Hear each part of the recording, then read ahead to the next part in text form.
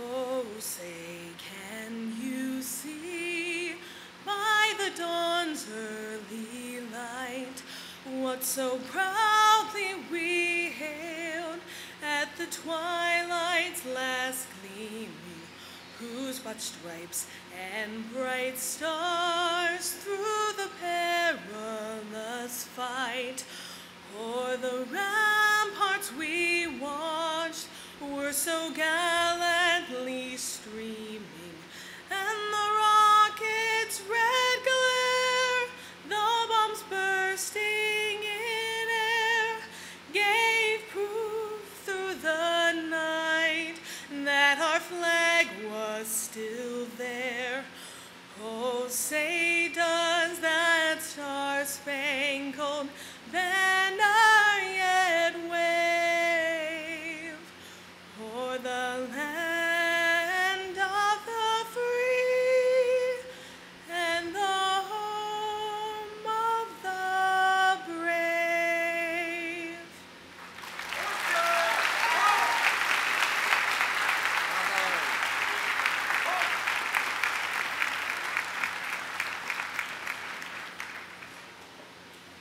Please take your seats. Good morning and welcome to the graduation ceremony for the WVSOM class of 2015.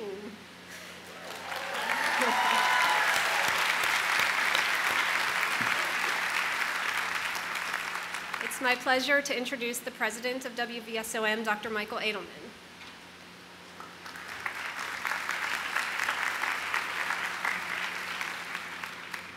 Thank you, Dr. Bridges. Please join me in thanking Sergeant Long and the Greenbrier East Junior ROTC Color Guard.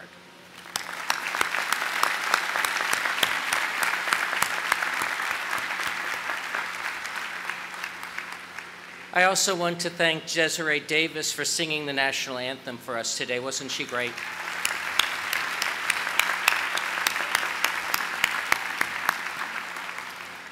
And please also help me thank Jeff Bryan and the Greenbrier River Brass Ensemble.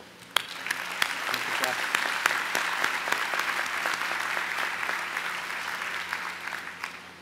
Good morning, distinguished guests, students, members of the faculty, administrative staff, employees, members of the graduating class of 2015, families, and friends.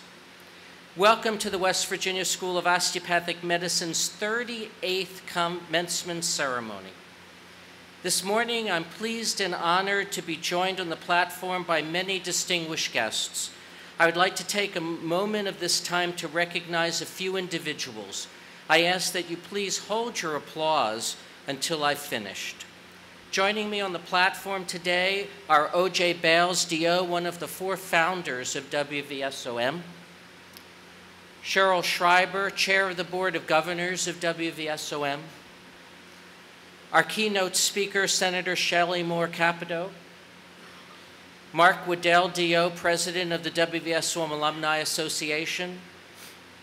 Art Rubin, D.O., President of the West Virginia Osteopathic Medical Association. Craig Boisford, D.O., Vice President for Academic Affairs and Dean. Jim Nemitz, Ph.D., Vice President for Administration and External Relations. and Lorenzo Pence-Dio, Vice President for Graduate Medical Education and Rural Outreach. I'd also like to recognize several individuals who are friends and supporters of WVSOM and who are also in the audience today. Again, please hold your applause. First, we have members of our Board of Governors, David Rader.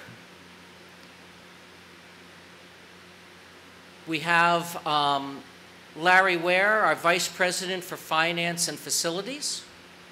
Marilee Butcher, Associate Vice President for Administrative Affairs. Leslie Bixler, Associate Vice President for Human Resources. Jeffrey Shawver, General Counsel. And joining us today is John Manchester, Mayor of Lewisburg. We also have Senator Mike Hall with us today, and Gary White, who's president of Marshall University, and my wife, Dr. Cheryl Edelman. Please join me in welcoming all of these individuals.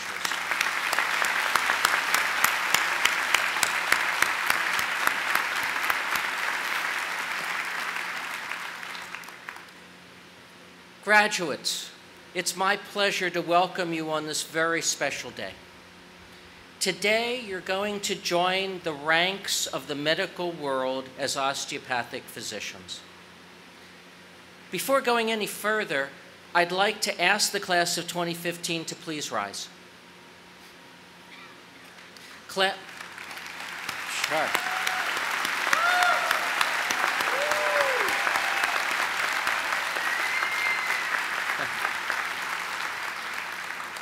Class of 2015, I know that in this audience today you have parents, spouses, friends, and relatives who have assisted and supported you over these years as you pursued your dream of becoming an osteopathic physician. This is your chance to publicly show your thanks and appreciation. Please join me in applauding these very important people.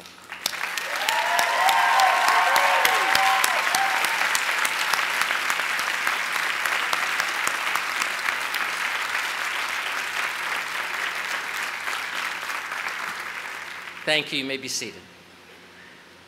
You're about to become graduates of one of the finest medical schools in this country.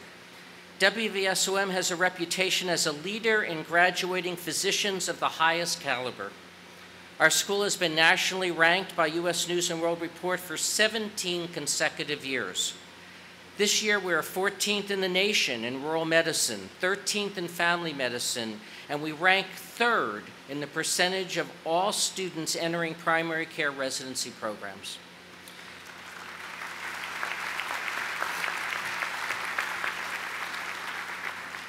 In addition, academic medicine ranked WVSOM as the #1 school in the United States for producing physicians who practice in rural communities. Thank you. I'm extremely proud of this school and what you and those who have come before you have accomplished. You too should be proud of your individual accomplishments, that of your class and of your school. Quality, excellence, commitment, and caring. That's what makes an excellent osteopathic physician, and we expect no less of each of you. You will have patients' lives in your hands. That's an awesome responsibility, and I know you're well prepared for that role. I'm confident that you will continue to represent yourselves and the school with the same level of enthusiastic service and professionalism that you have demonstrated over these past 4 years. You now embark upon a new chapter of your life as you enter your residency programs. I wish you all the best. Good luck and congratulations, class of 2015. I'm very proud of you.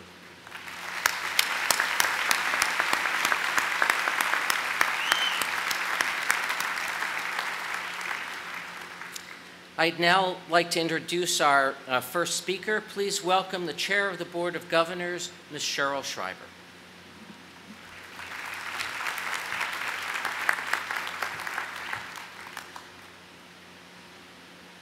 Good morning.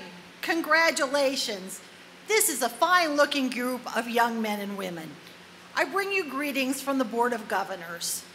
I am honored to stand here before you as you receive your diplomas and finish one leg of life's journey and embark upon the next.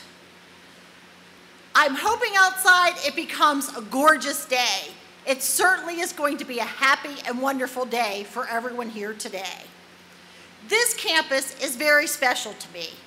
I first came here in 1974 when my husband became a member of the very first class.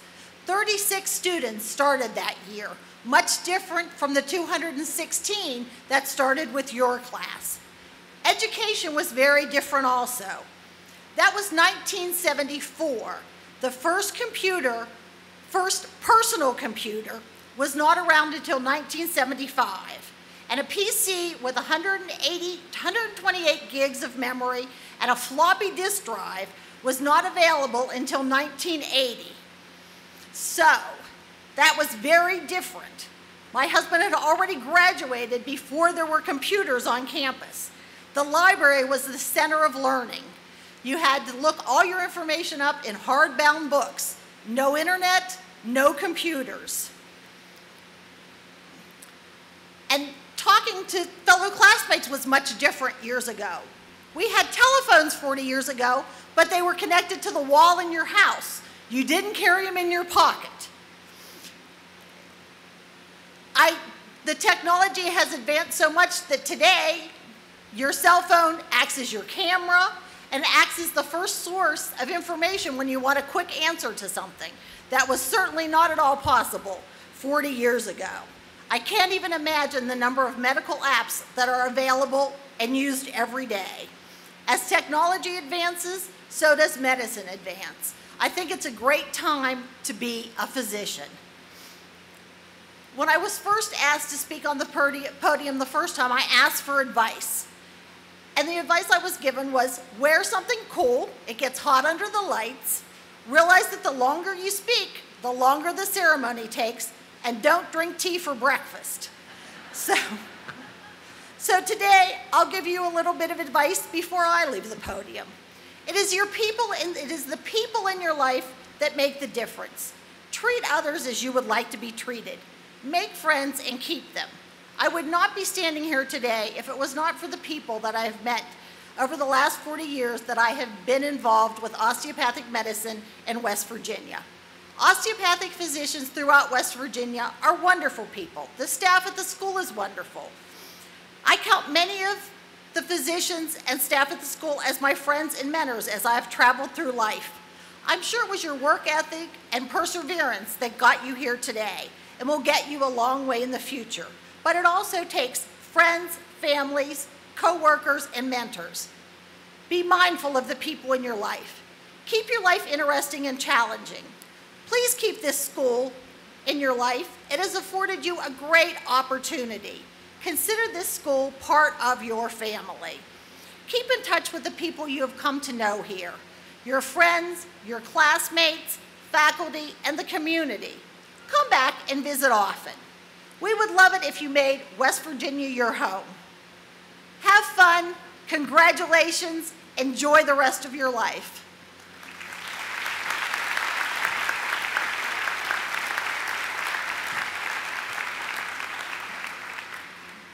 Thank you, Mrs. Schreiber.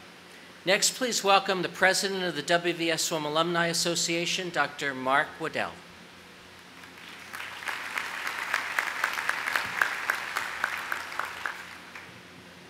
Good morning.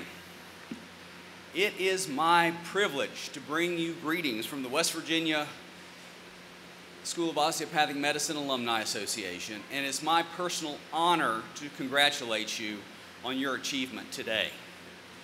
Congratulations. Now, I realize that I am merely one voice in a great cacophony of people congratulating you today. But there's one simple difference between me and most of the people who will be congratulating you today. And that difference is simply this. They give me a microphone for a few minutes. Now, when placed in front of a microphone and an audience, my general policy is I try to be entertaining. And generally the way I do this is I try to tell amusing anecdotes about WVSO alumni and their adventures. Or I could tell you about the night before my graduation when one of the brass cannons now displayed in front of the GMS Museum was fired off in celebration of the event by a person or persons unknown. To this very day, my mother believes I fired that cannon off. Nothing will convince her otherwise. And I assure you that the fact that I lost my eyebrows several years later in a gunpowder accident is completely circumstantial. So I'm not going to tell anecdotes. Instead, I will encourage you to get to know the alumni that have gone before you, the alumni whose ranks you are getting to join. I want you to hear their stories for yourself. I want you to learn from their stories of how to be a great osteopathic physician. Now, you will have to dig for some of these stories because most of these people will say, I don't do anything special. Most of them will say, I'm simply doing my job. But I beg to differ. When you talk to these people and you hear their stories, you realize these are the people who touch thousands of lives by being open to caring for hurting people. I want you to hear their voices and learn from their stories. These osteopathic physicians who daily open their hearts to heal the body, soothe the mind, and minister to the spirit. The voices of those alumni seated around you are part of that cacophony congratulating you today. Hear them and become their friends as you become one of us. You have looked forward to this day for the last 4 years. Enjoy it. Enjoy every minute of it. The WVSOM Alumni Association is proud to share this day with you. We are proud to have you join our ranks, and we look forward to a long relationship with you. Congratulations, welcome to the family, and may God bless you.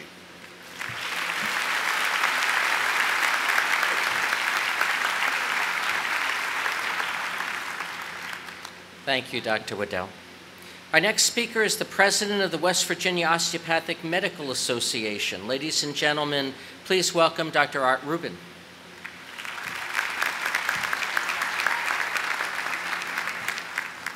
Good morning. It is my pleasure to offer greetings and congratulations to the class of 2015, their families and friends from your West Virginia Osteopathic Medical Association, which we call WVOMA.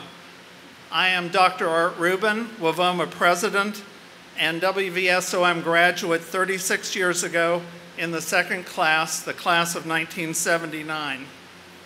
Founded in 1902, the West Virginia Society of Osteopathic Medicine, WVOMA has served West Virginia osteopathic physicians and medical students now for some 113 years. We are the voice for DOs in the West Virginia legislature, playing a vital role in influencing healthcare legislation and improving the quality of patient care in our state. Our views and positions are heard and respected. We provide educational opportunities for our member physicians with CME programs, and we market our profession's advantages to the citizens of West Virginia. Today, in your packets, we have made each member of the class of 2015 resident members of WVOMA, whether you may be staying in West Virginia or heading out of state to complete your training. Make no mistake about it, WVSOM and the DOs in West Virginia are your family. Wherever your career takes you, maintaining your WVOMA membership keeps our profession strong, our voices heard, and helps us to keep a light on the front porch when you need your special family. Please accept my congratulations today on the milestone you have achieved. I am extremely pleased to welcome you today as colleagues. Thank you.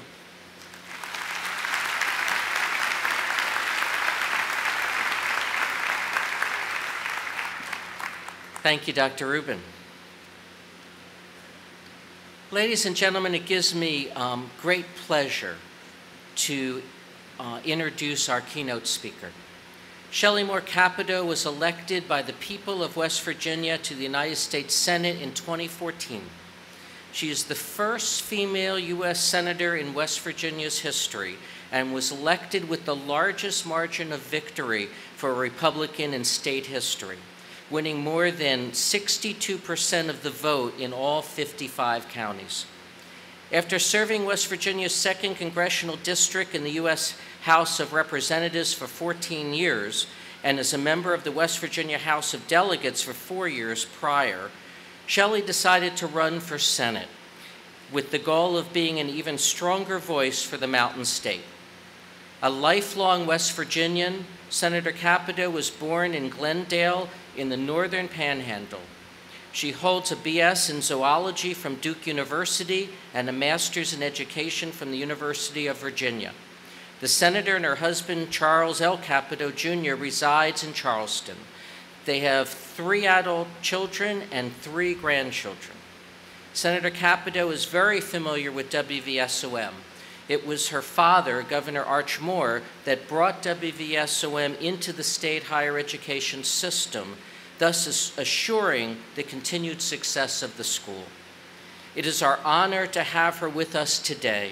Ladies and gentlemen, please welcome our keynote speaker, Senator Shelley Moore Capito.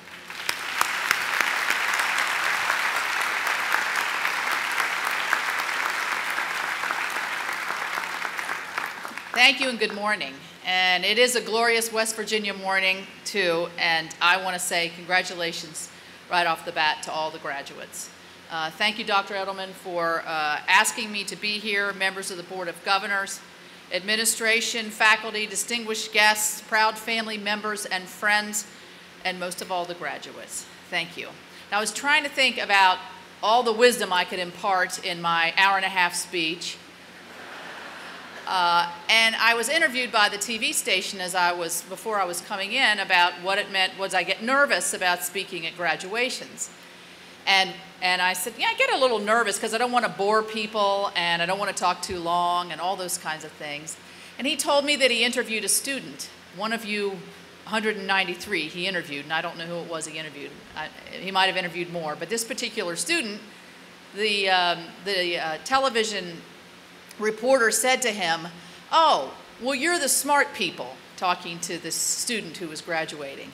And the student said something that if I just had this to say, it would have it all in one word. And the student said back to him, no, we just work harder. And I thought, what a great tribute to everything in this class. So whoever that anonymous student out is in there, you might have a future in graduation speeches. It's a source of honor and pride for me to be speaking to all of you here at the West Virginia School of Osteopathic Medicine, knowing that my father had a very integral role to see this. He would be most excited and thrilled to see the growth, the largest class ever to ever graduate from the school. He had a vision for West Virginia that West Virginians need, deserve, and should be healthy, that we should be educated, and that we should grow our own to take care of our own.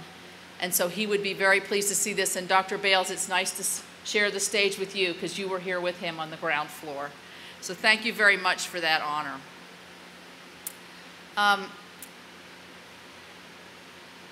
Over the years, I've attended many graduations, several of my own, graduations of my children's relatives and friends. And I remember sitting just where you are and know how excited you are as a graduate and many of the parents are in this room. When our son Charles graduated from the Washington and Lee Law School in 2007, author John Grisham was the speaker that day, and he shared a simple message with the graduates. He said simply, do good, realize the gift that you have been given, and use it for the right things. Mr. Grisham brought a perspective of a writer of fiction. I stand before you today with insight from the world of science fiction. the United States Senate. After 14 years in Congress and almost as many campaigns, I've learned countless lessons, including a few I think that would pertain to you as you celebrate your achievement and embark on your next chapter. The first of these, the chair of the board of directors has already alluded to, and that is the importance of community, but also for me, the importance of your pursuit of happiness. You are incredibly lucky to be part of the medical community of the West Virginia School of Osteopathic Medicine. It is much deeper and stronger than you know. We're nestled here in one of the most beautiful parts, I think, of the whole country, in Greenbrier County, and this small community has made you strong. Community is much like the small community I grew up in of Glendale, and the school is dedicated to serving first and foremost the healthcare needs of West Virginians, most especially where we need it most, which is those living in our most rural areas. A one-liner, we need you. We need you. And as you've hopefully come to realize during your time here, this entire state is really just one big small town. I was looking through the program today and realized I knew one graduate, Pierre Charbonnet, but I didn't realize that Liz Lane is in this class, and Adam White is in this class, and Carrie Pearson is in this class, and Allison Sutherland is in this class, and I picked those names because I watched all 4, or however many that was, 5 of you grow up. That's what living in a small community of West Virginia is like. We care for one another, we're interested in each other's families, and we know each other's names. You're always running into somebody, no matter where you are, that you know here, there, or everywhere. And to me, that's the beauty of our state, the beauty of West Virginia. As my children were growing up, I created lasting friendships with many of their friends' parents. I'm sure many of the parents here today can relate to this.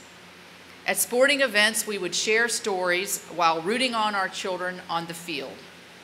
We discussed a wide range of issues, from things that we were passionate about, like caring for our elderly parents, or the high price of gasoline, or news from other parts of the world. These bleacher buddies, as I came to call them, became my community. And it was that network that encouraged me to run for public office, first in the West Virginia House of Delegates. I ran into a friend in the grocery store, which is where we always run into our friends in the grocery store, and I stopped her and I said, you know, I'm thinking about running for the House of Delegates. And she looked at me and she said, Shelley, you've been talking about that for years. Why don't you just do it? And so I did. But when it came time for me to run, find volunteers, help for my campaign, that was the network that I turned to, that group of bleacher buddies. The community that you have built here with your time at this school is no different. The academic and practical training that you've received, whether you're treating patients at the Robert C. Byrd Clinic or on the statewide campus, or benefiting from a curriculum where scientific study and compassion go hand in hand, all have prepared you well to be a dedicated doctor. True to the school's mission, you have lived, learned, and grown during your time here in Lewisburg. These are skills you will deploy in the very near future and will find yourselves way ahead of the game. As a graduate of West Virginia School of Osteopathic Medicine, you have the additional privilege of being part of this unique community in every sense of the word. And when I heard the alumni president speak, I imagine that it will really hit you, maybe not as you're sitting there today, but as days move on and months and years move on, you'll realize what a special community and how meaningful this is for you. Cherish the connections that you make with other graduates or with your faculty members. This will help you all throughout your career, and in kind, I would encourage you to give back to your school in spirit and in kind. This exceptional community will be your support system. You should use it, and a source of pride for years to come. Be proud and nurture it. Over the years, also, I've learned the importance of doing what makes you happy. Sounds easy, doesn't it? Enjoy the flexibility that you will have as a doctor. Some of you will start out pursuing rural medicine, others in family or internal medicine or pediatrics, and some, hopefully many, will continue to devote your expertise to your communities to help those in need. Our founders believed that God endowed us with 3 inalienable rights. That third right is the pursuit of happiness, which I think gets kind of distorted sometimes in our society. Each of you will define happiness differently, but my message to you is do not define your happiness as a goal. While your goals can contribute to your happiness, they should not define it. Define your happiness as a state of mind as you pursue your goals. To rearrange our founders' words just a bit, be happy in your pursuit. You've had 4 years of a very arduous pursuit. You're probably questioning my wisdom here, but hang with me. That is easier said than done, because there are times when you just have to grind through the experience. Those student loans do need to be paid back, after all. But do not sacrifice your happiness. The path I took to where I am now was not a straight line. I was raised in a family, as you've heard, of valued public service, with my father serving in Congress and also as governor of this great state. And I was accustomed to the rough and tumble world of politics. But I really never had my sights set on an elected office. I attended Duke as a pre-med student, having also always enjoyed math and science, and as you heard, I ultimately majored in zoology. Before my senior year in college, I came home and worked at CAMC in the kidney dialysis unit to see and learn more about my chosen field. Well, through that practical experience, I realized that the medical profession was not something that I could pursue. Now, I had in here that I just felt like I didn't have the right stuff. And so I'm so honored to be in front of 193 graduates who have the right stuff. So I have a great admiration for what you've been through, because I contemplated it myself and didn't quite think it was the thing for me. I transitioned to higher education. And after graduating from Duke, I got a master's in counseling from a university right over the mountain in Virginia. But nevertheless, my zoology major has served me well, because after all, it has made me be able to work in the biggest zoo in America, and that's Washington, D.C.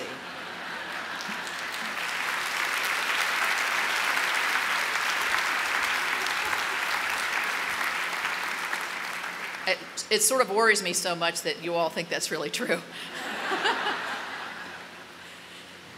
Studying medicine and working in education has also shaped my career in Congress. I remain passionate about health care and related issues, as well as ensuring that West Virginians have a solid foundation through their education. As you graduate today, remember that there are many paths before you, and almost all of which you cannot see right now. If you don't feel like you're on the right path, don't be afraid to make a change. And always recall that sense of optimism and accomplishment that you feel today.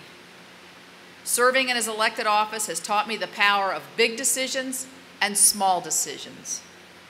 Elected officials were faced, especially in the United States Senate, with very large questions, like how do we ensure that the next generation has the opportunities that we would want for them? How do we make sure Social Security stays solvent for future generations? How does America compete successfully in a global economy? And when, for me, this is very personal, how can we expedite finding a cure for Alzheimer's? These decisions and the paths we choose to pursue will have a lasting impact on millions of Americans. But I've learned that using my power to accomplish things on a smaller basis can be just as, if not more, important. Given my position, I've been able to meet the widow of a World War II veteran last month after helping her secure her late husband's war medals. With tears in her eyes, she accepted them on his behalf. A humble but decorated veteran, he had never told his wife about his awards. I helped a couple in Roane County, West Virginia, adopt their first child. Just recently, I was able to join with Senator Manchin and award a Congressional Gold Medal to a 96-year-old Tuskegee Airman. And also I've had the opportunity to welcome our troops home, thanking them and their families for their service, courage, and selflessness.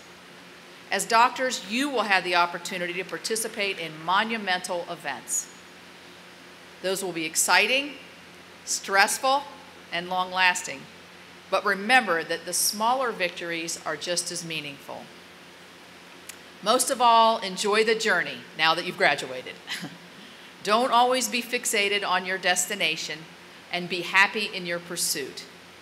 The ride is what you'll remember. You'll look back on these days with great affection. And this community, and the community out there will be with you your entire way. I would be remiss if I didn't take the opportunity to make a plea that it is my hope that many of you will stay and practice in the beautiful state of West Virginia. We need you, we want you, and we'll be greatly appreciative of your skill and your compassion. Lastly, your family that's here with you today, always remember how much they love you. Your supporters who are here with you today, remember how much they love you.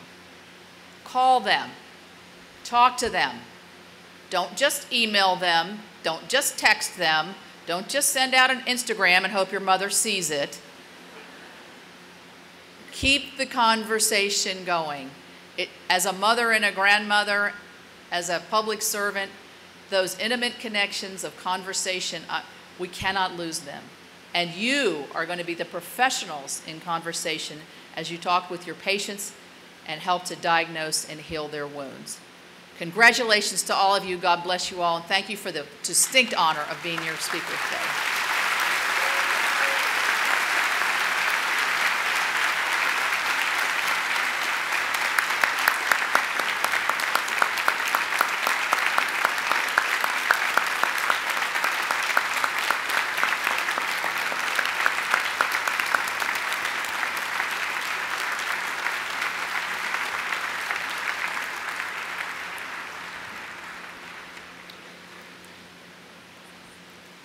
Thank you, Senator Capito.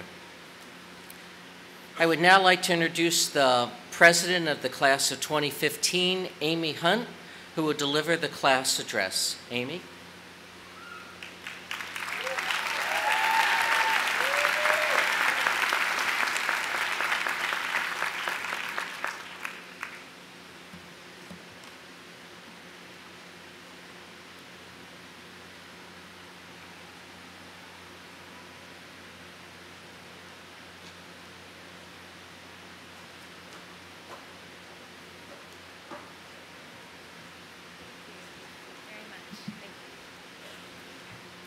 Good morning.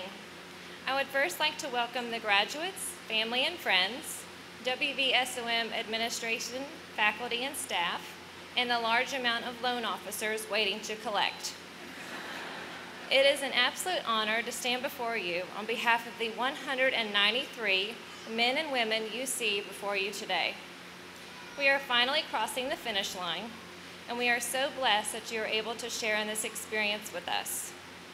Graduating medical school and becoming a physician is a remarkable feat, an accomplishment that has been 4 years in the making.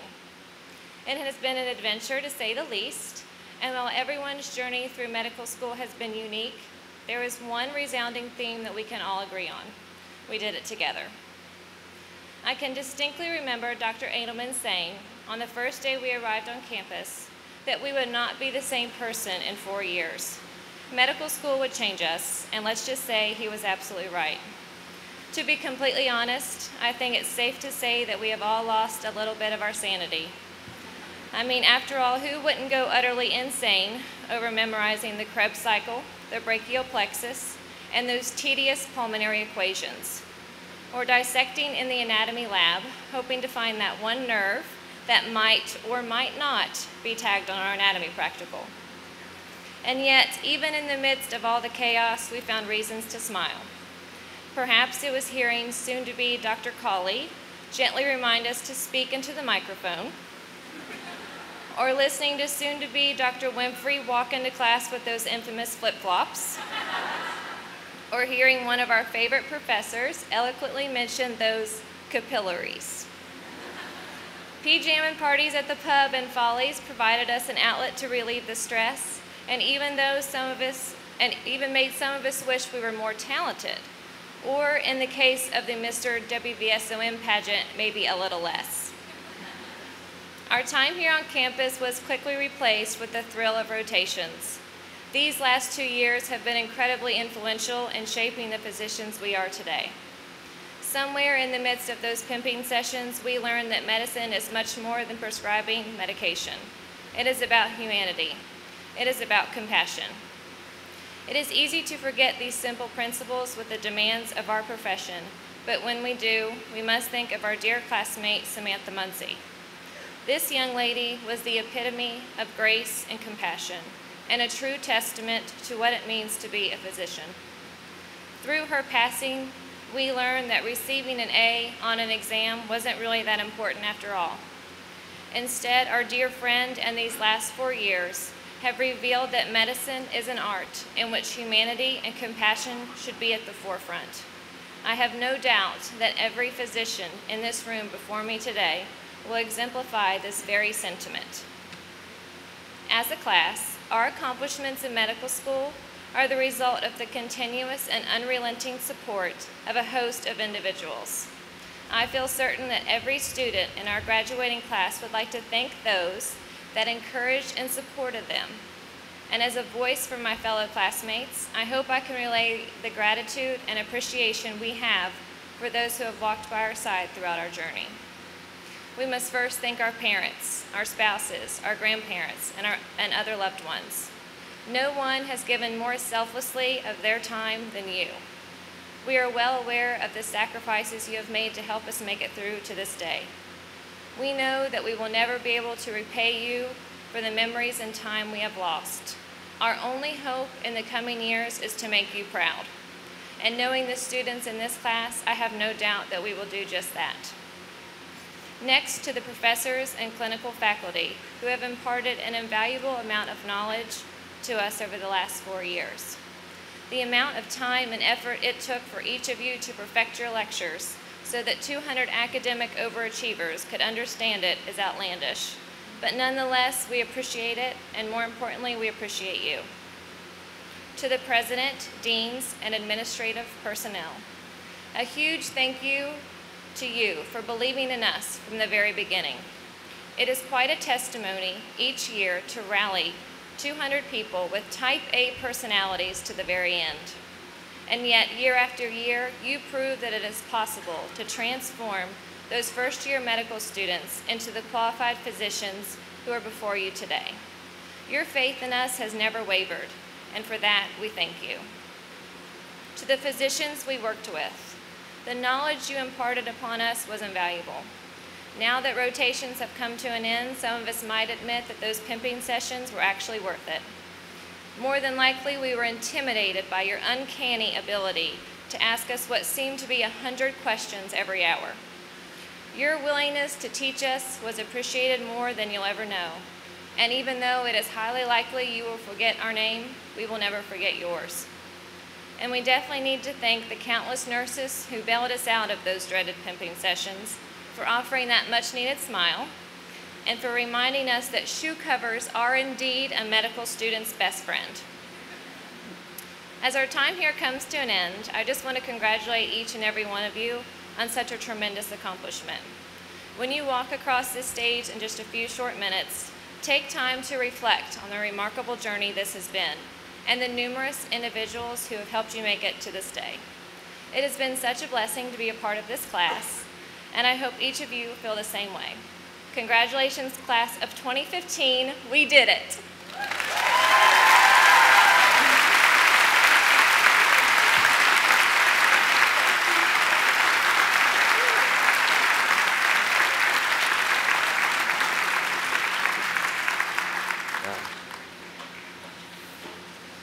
Thank you, Amy. Brings tears to my eyes. Will the faculty, administrative staff, and WVSOM employees please stand? Class of 2015, in recognition of all the hard work done by these individuals on your behalf, in recognition of their wisdom, guidance, and support during your 4 years at WVSOM, please join me in giving these faculty and staff members a hand.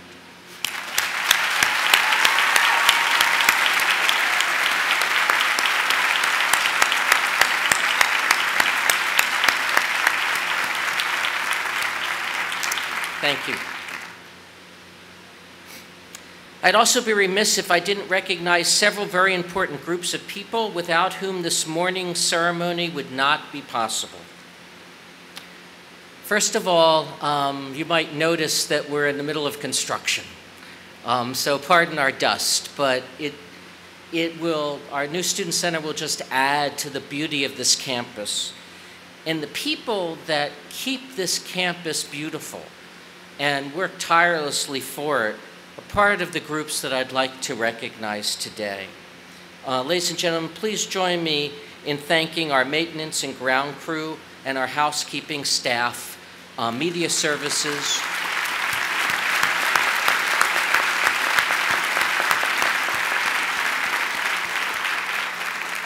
Let's also thank media services, communication, and the individual staff members who put this event together. If you'd please join me in another round of applause.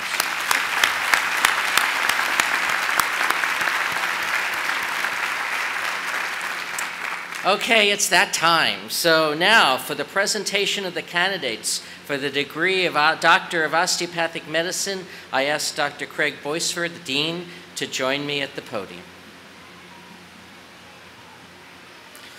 Greetings, congratulations to the class of 2015. This is an exciting day for all of you and for your families, and I'm honored to be part of it. It was over 30 years when I was in your situation, sitting there waiting for my diploma and to become an osteopathic physician. I want you to know that all those hours of studying, hard work, have been worth it. You're entering into a rewarding profession, and I want to extend my congratulations and best wishes to all of you and welcome you into the osteopathic profession. I know you will carry yourself well as you begin your postgraduate training, and you'll continue to create a wonderful reputation for yourselves as well as for WVSOM. And now, will the graduating class please stand?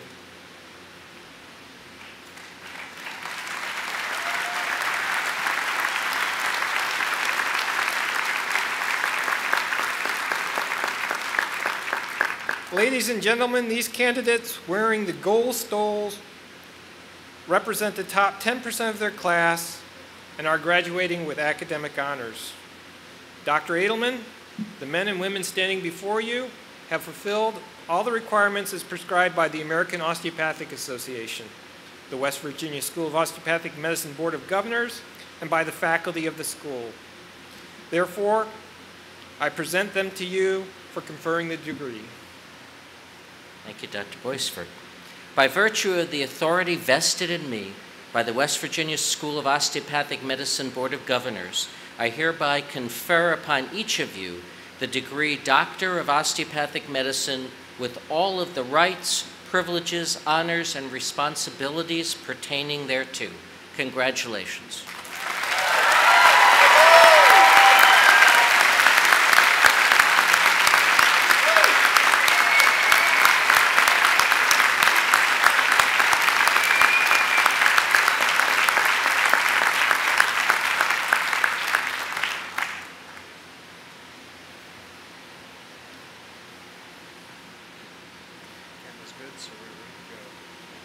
If the first row would remain standing and proceed to the stage on the audience right.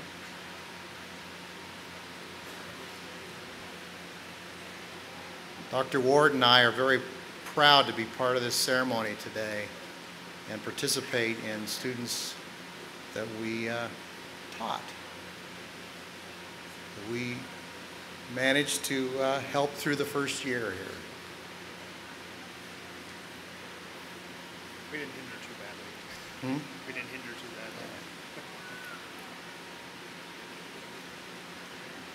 So, without any further ado, let's begin. Christopher Scott Abraham will be hooded by his father, Charles Abraham, M.D., and his sister, Catherine Abraham, M.D.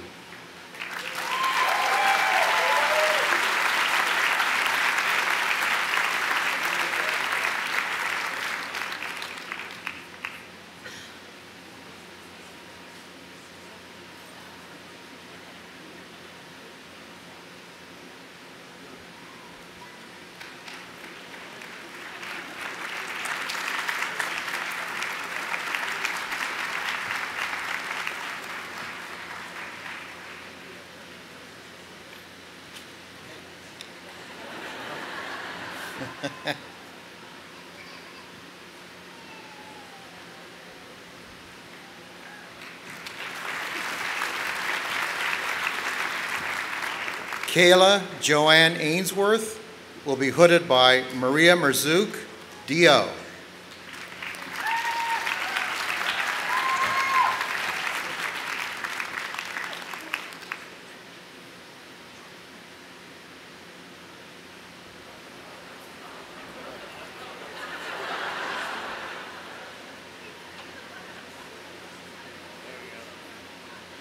There.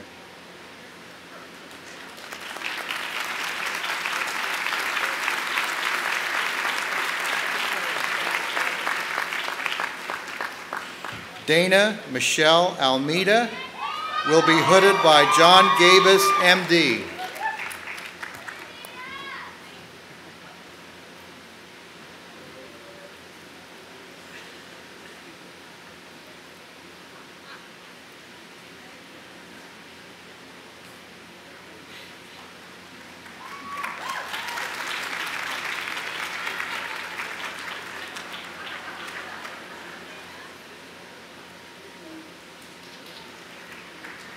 Stephen Alsabrook will be hooded by Dwight Bundy, D.O.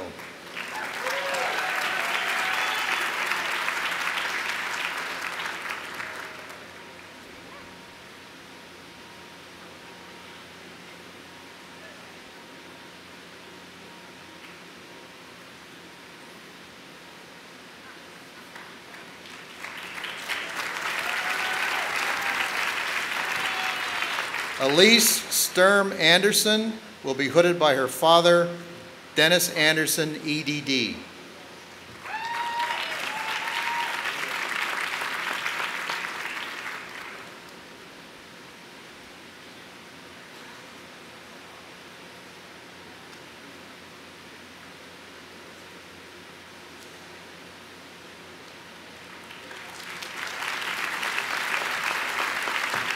Marina Jolene Anthony will be hooded by her sister, Nina Elise Anthony, JD.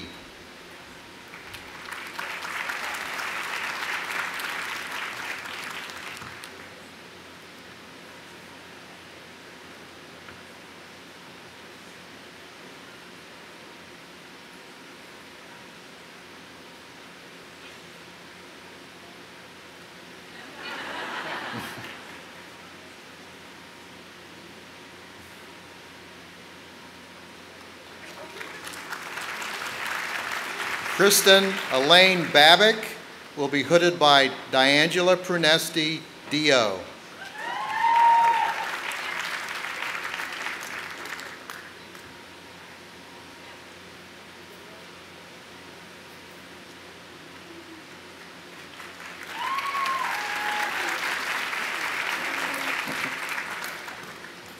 Gurlal Singh Baidwan will be hooded by Dwight Bundy, D.O.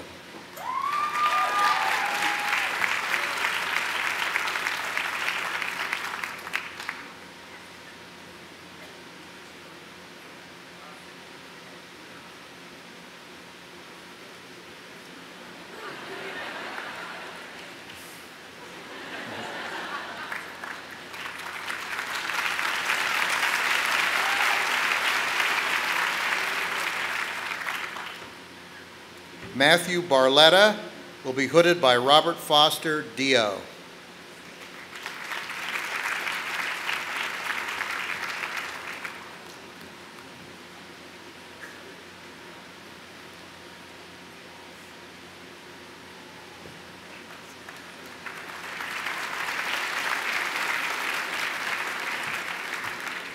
Caleb Baxter will be hooded by Robert Foster, D.O.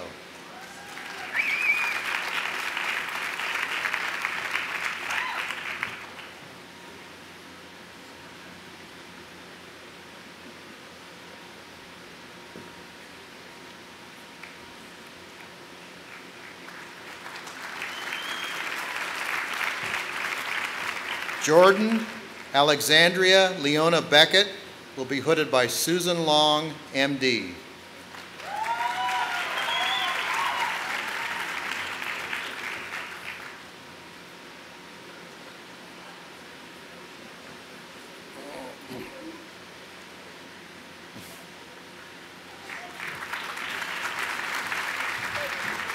Michael Benjamin Beeler will be hooded by Frank Swisher, D.O.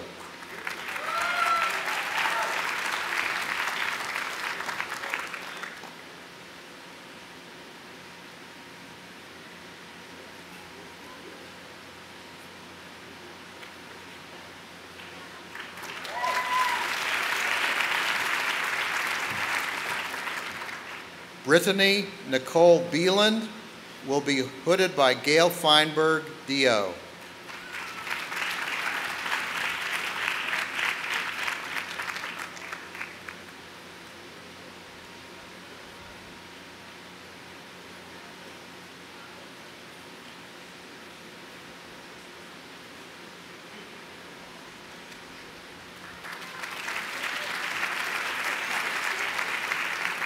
Paul Anthony Bellany will be hooded by his father, John S. Bellany, D.O.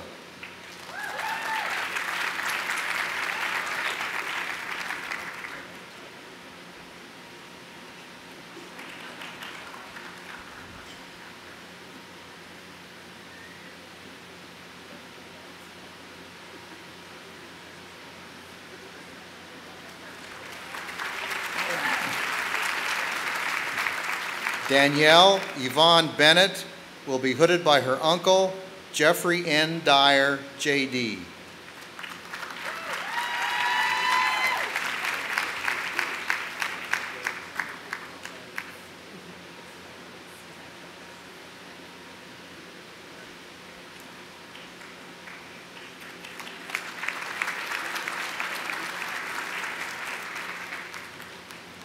Catherine Elizabeth K. Berlin will be hooded by her husband, Kyle Berlin, D.C., and friends, Elisa Burns, D.O., Amanda Salashi, D.O., and Lindsay Kress, D.O. Class.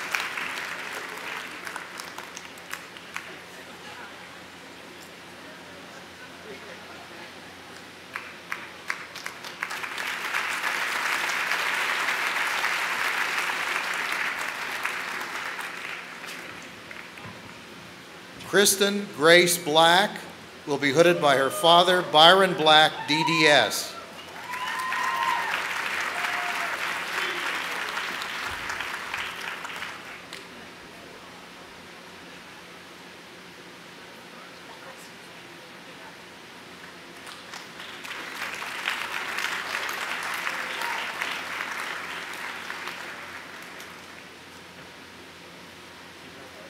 Amanda Blair will be hooded by her brother, Matthew Blair, D.O.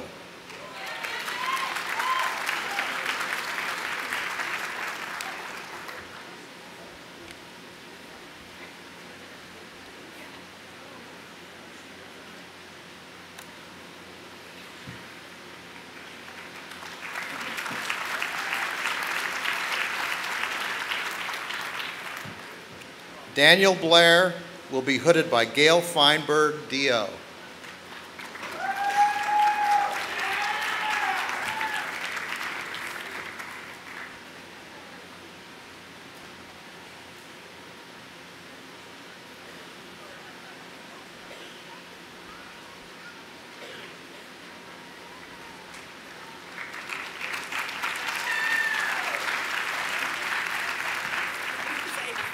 Kevin James Blau will be hooded by his sister, Diana Blau, DMD.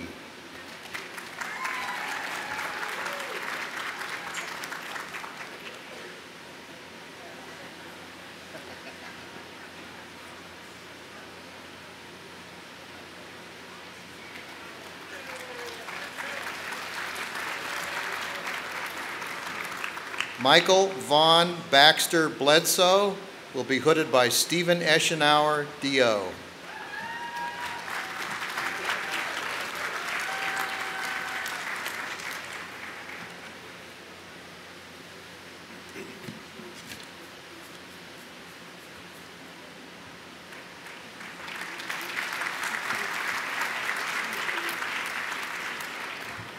Aaron Daly Board will be hooded by Dwight Bundy, DO.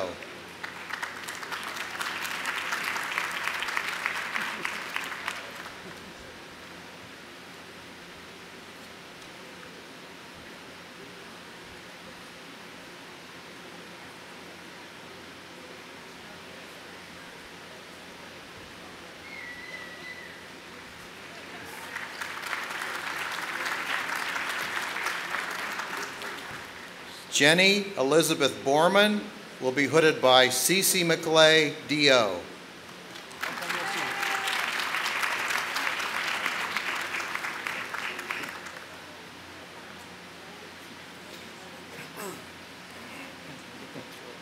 Exactly.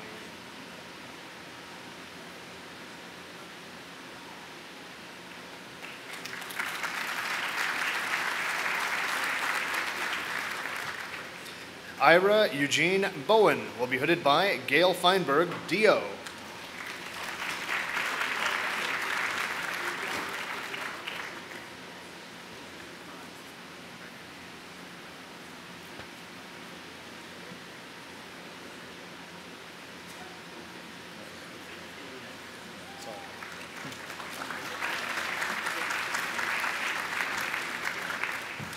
Joshua Stephen Brewer will be hooded by Jeremy Hampton, DO.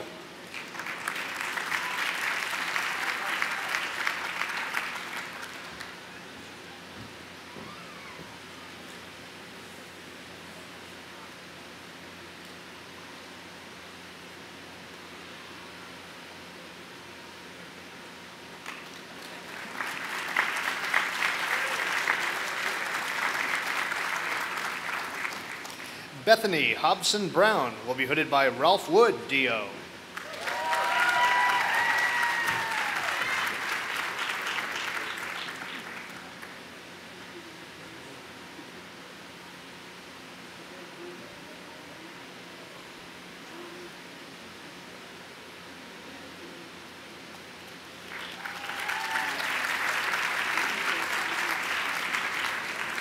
Devin Andrew Bunn will be hooded by Dwight Bundy, DO.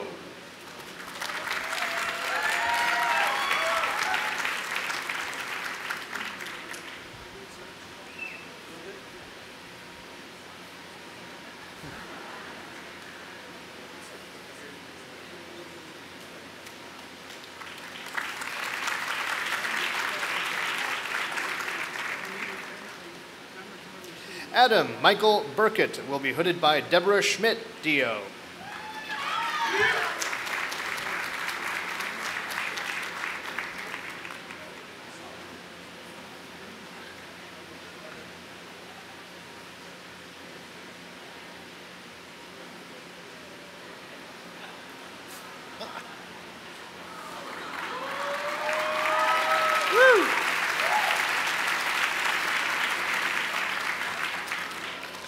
Mark Cabrera will be hooded by John Schriefer, PhD.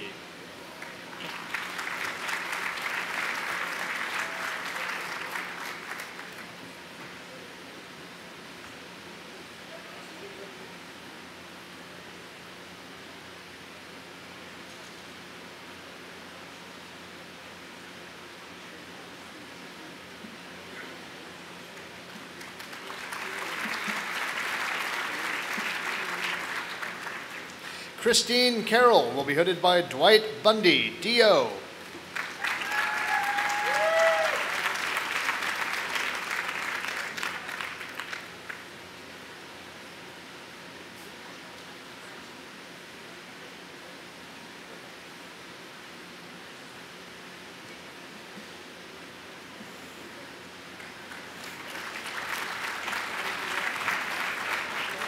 Martin Lee Chadwell will be hooded by Gail Feinberg, D.O.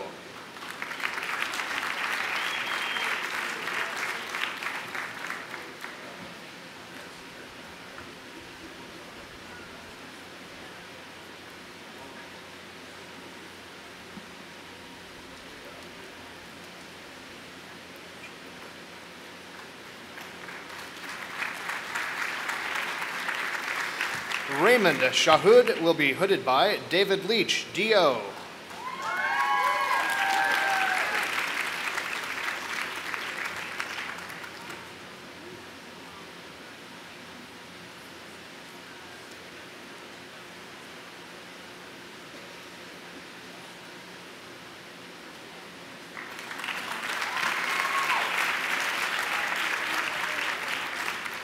Pierre Charbonnier will be hooded by Catherine Calloway, D.O.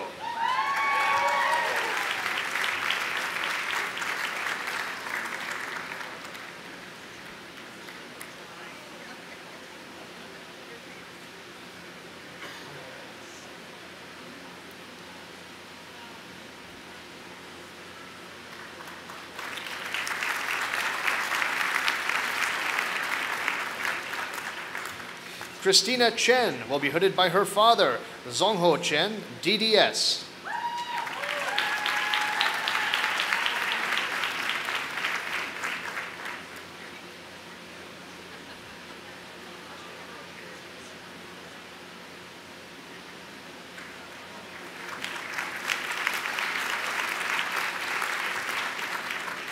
Thomas Dui Chu will be hooded by his brother, Felix Chu, Farm D, and his sister-in-law, Julie Vu, Farm D.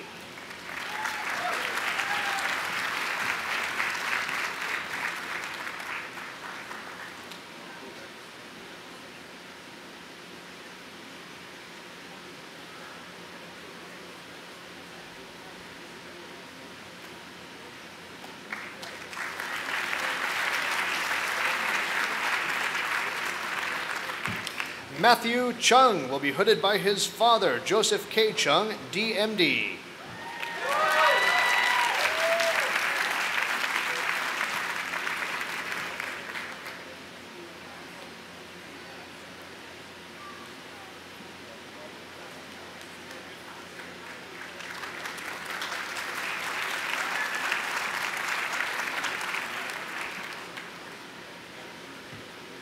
Gina Marie Church will be hooded by John Garlitz, D.O.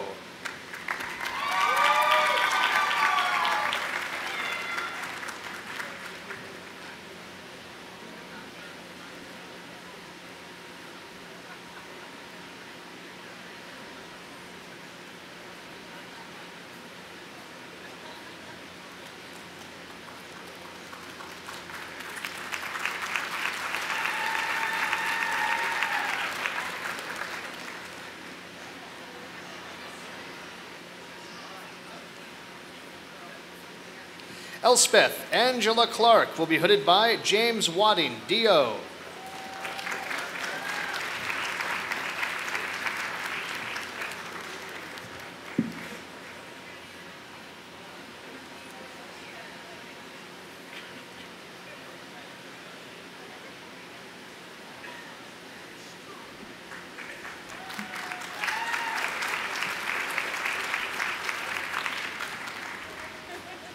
Ashley Dawn Collins will be hooded by Ralph Wood, D.O.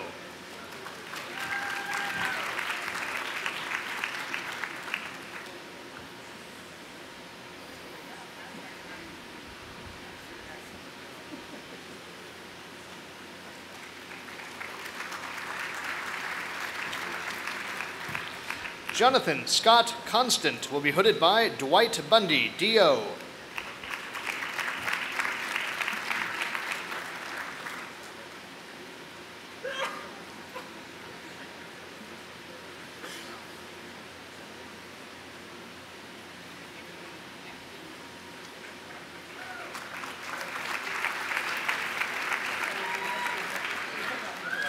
Matthew James Copeland will be hooded by his father, Edward Copeland, Ph.D.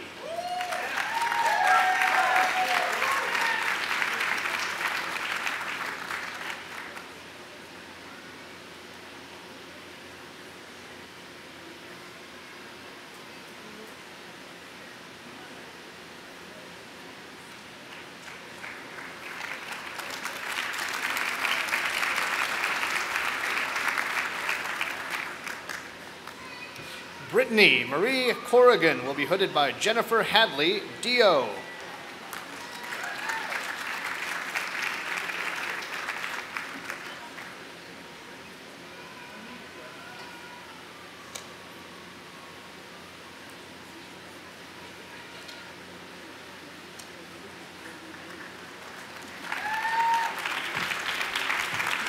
Ryan Douglas Craddock will be hooded by Dwight Bundy, D.O.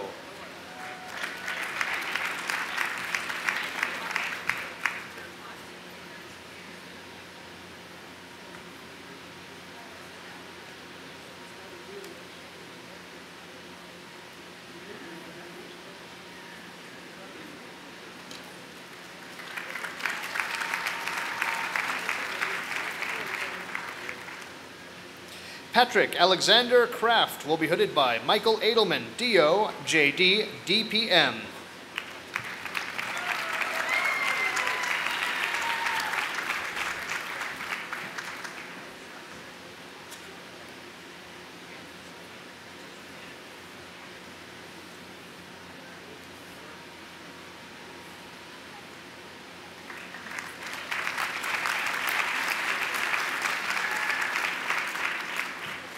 Robert Sim Cully IV will be hooded by Richard Meadows, D.O.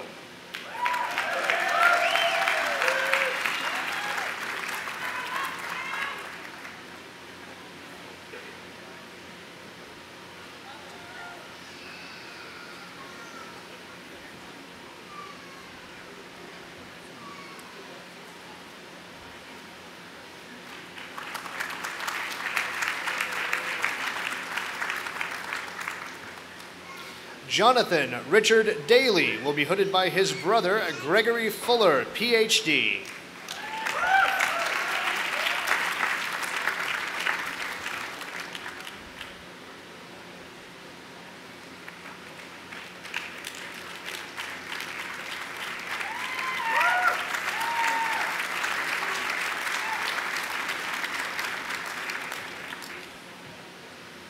Hang Dao will be hooded by John Schriefer, Ph.D.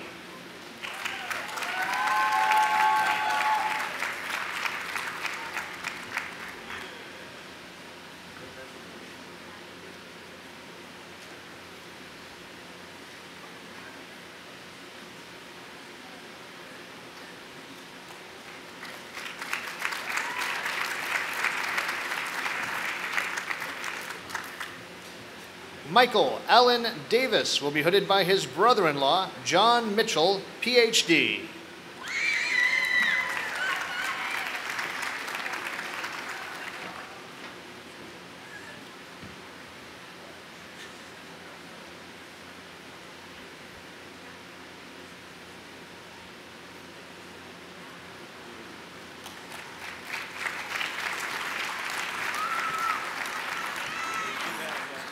Malika Devarapalli will be hooded by Craig Boisvert, D.O.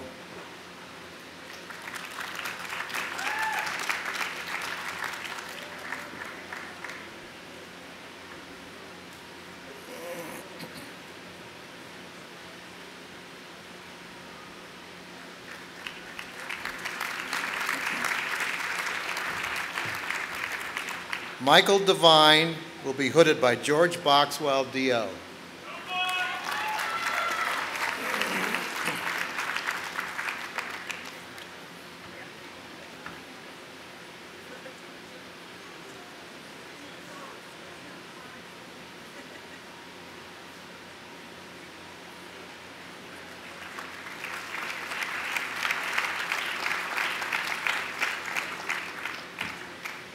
Christina Marie DeBartolomeo will be hooded by her fiancé, Ben Boswell, D.O.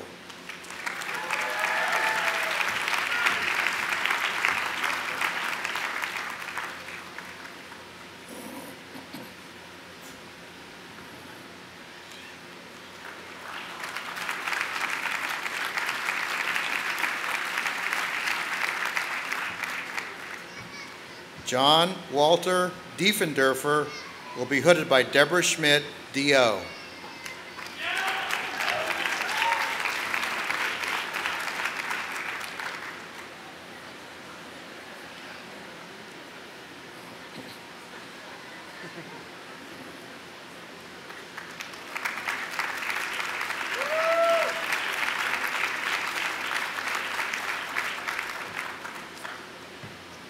Stephanie Dillon will be hooded by John Schriefer, PhD.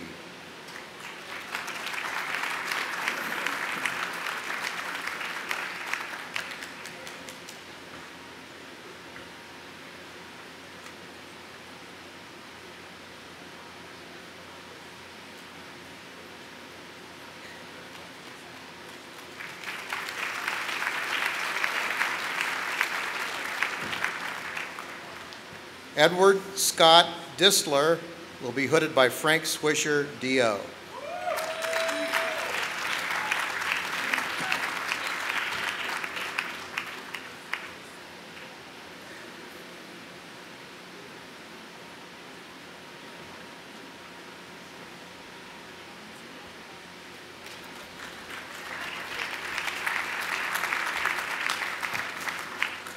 Byron David Dodson will be hooded by C. Andrew Hiskell, MD.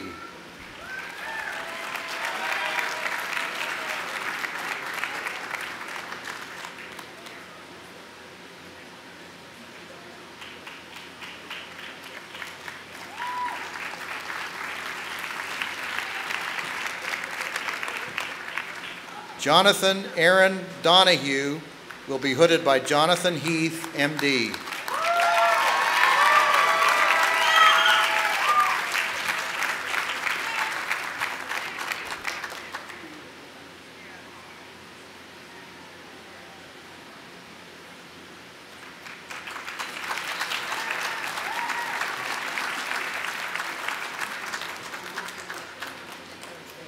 Ashley Lee Dotson will be hooded by Dwight Bundy, DO.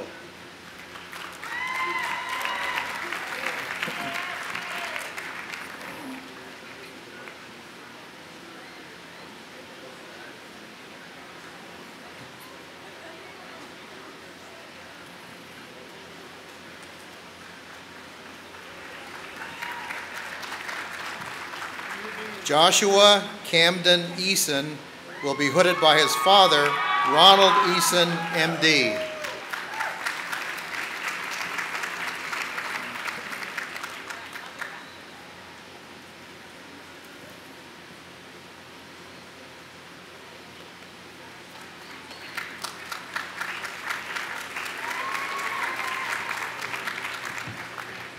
Lindsay Hines Eason will be hooded by her father-in-law, Ronald Eason, MD.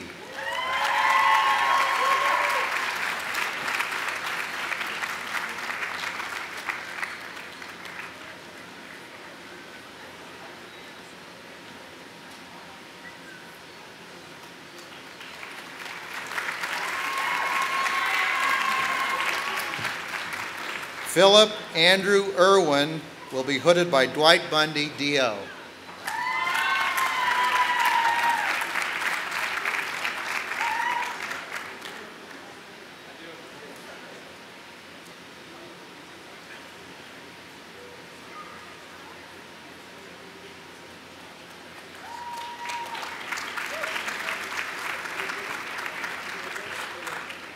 Edward Covington Irwin will be hooded by Joseph Cassiopo, DO.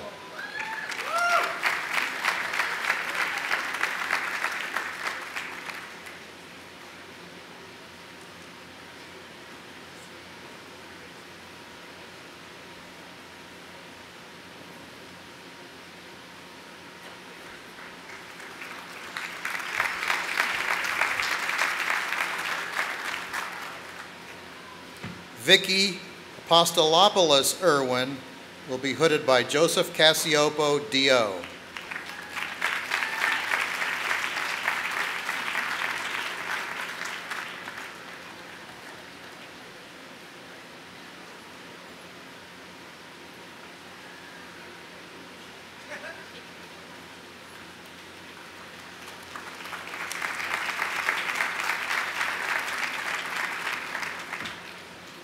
Mitra Dawn Smiley Lockhart will be hooded by Gail Feinberg, DO.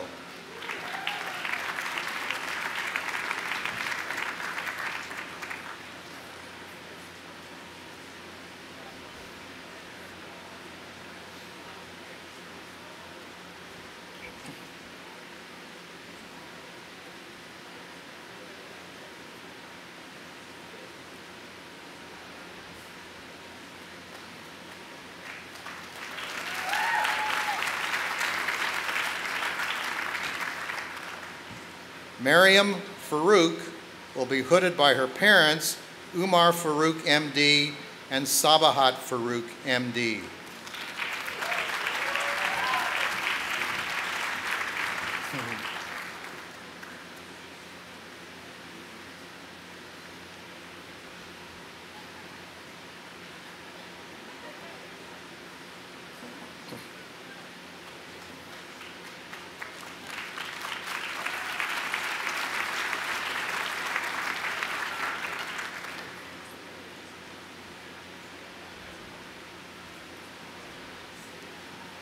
Nicole Natasha Farrow will be hooded by Lisa Monahan, DO.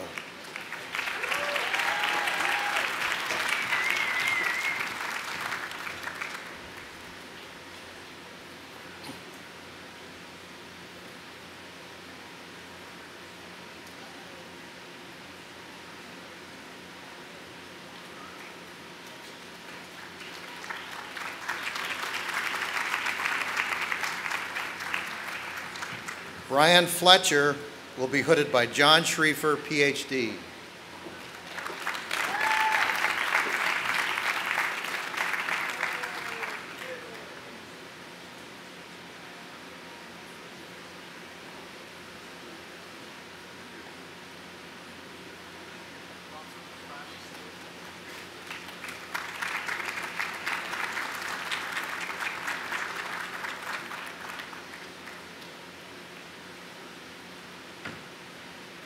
John Paul Fletcher will be hooded by Joseph Cassiopo, DO.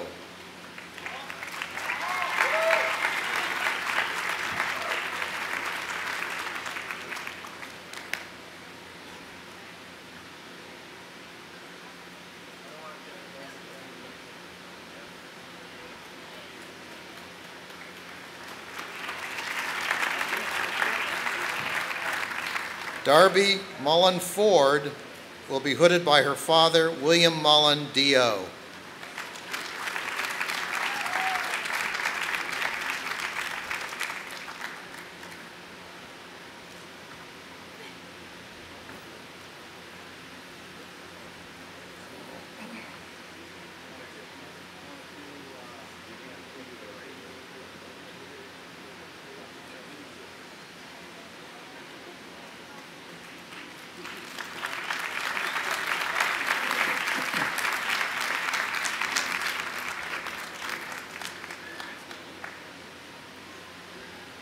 Benjamin Michael Forster will be hooded by James Nemes, PhD.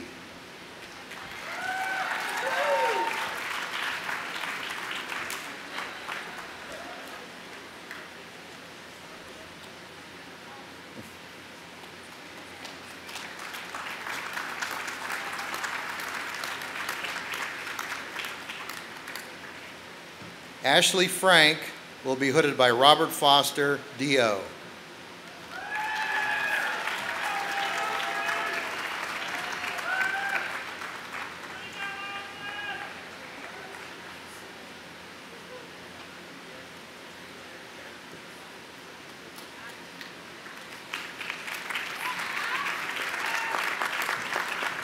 Daniel Jason Frasca will be hooded by his father, Daniel P. Frasca, CRNA DNAP.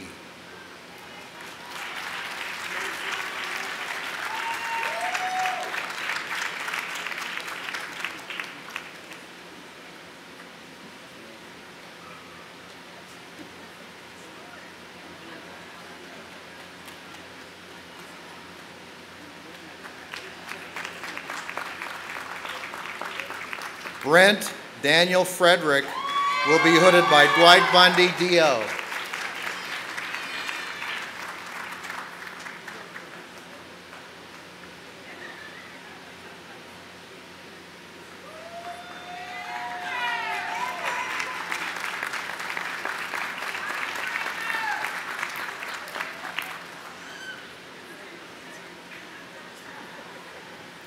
Kyle Milton Fusselman will be hooded by Gail Feinberg, D.O.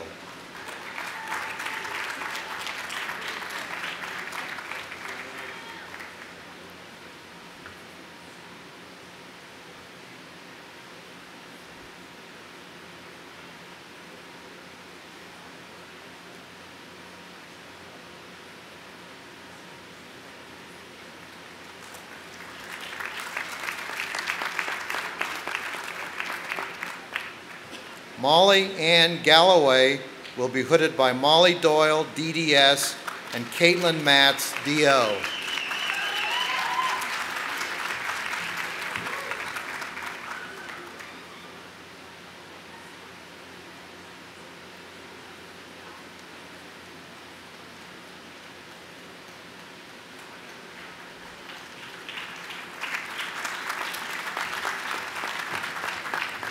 Don Garrison will be hooded by George Boxwell, DO.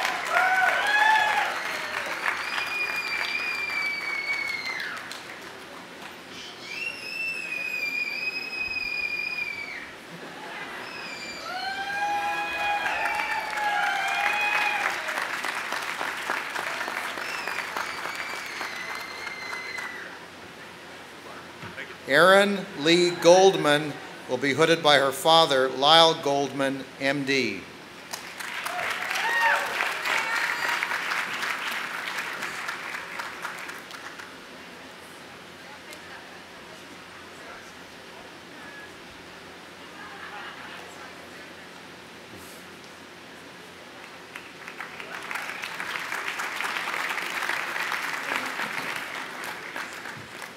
Jamar Romancellis Grayson will be hooded by his brother, Marvin Grayson, MD.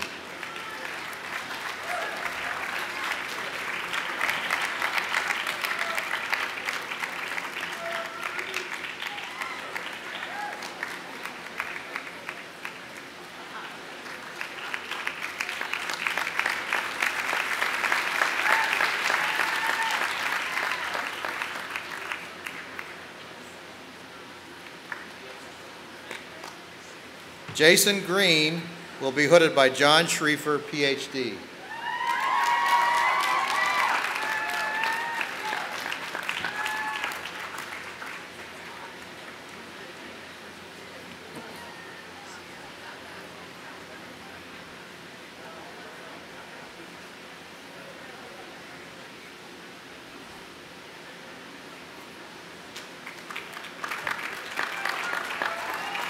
Jessica Lauren Grimes will be hooded by her father, Jeffrey R. Grimes, MD.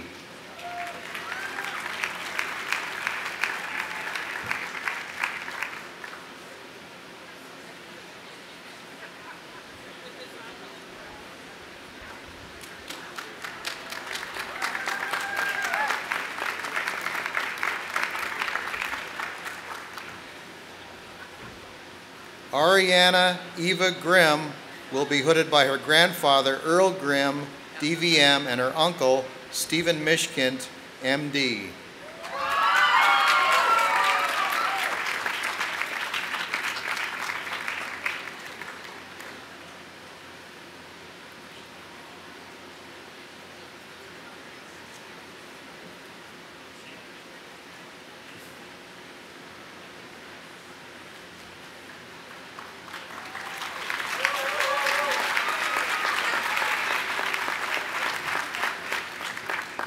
Garrett Rex Grizzle will be hooded by his father, Rex E. Grizzle, DDS.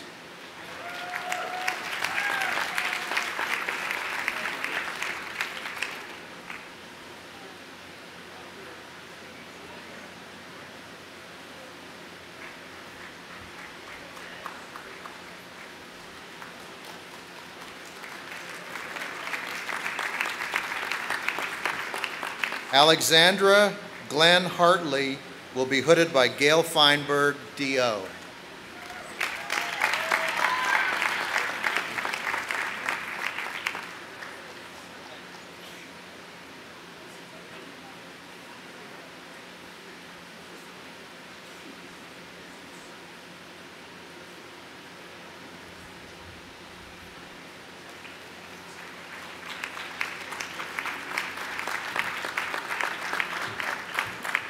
Glenn Hayes will be hooded by George Boxwell, DO.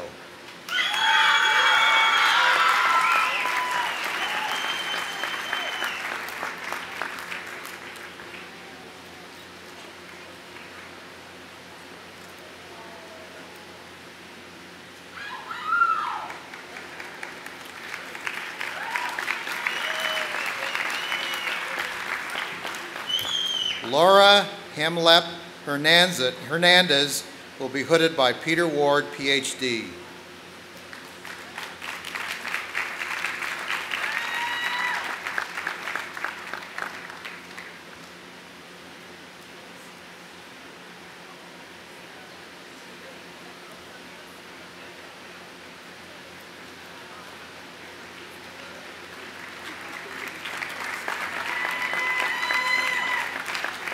Justin Paul Hicks will be hooded by Ralph Wood, D.O.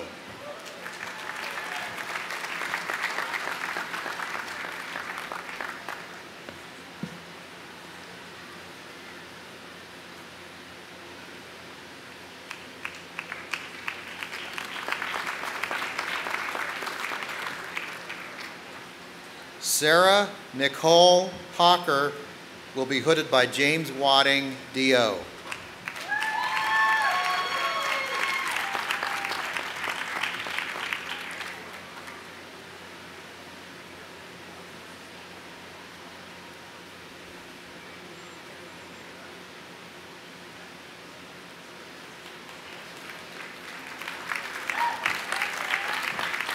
Paul William Homan will be hooded by Frank Swisher, D.O.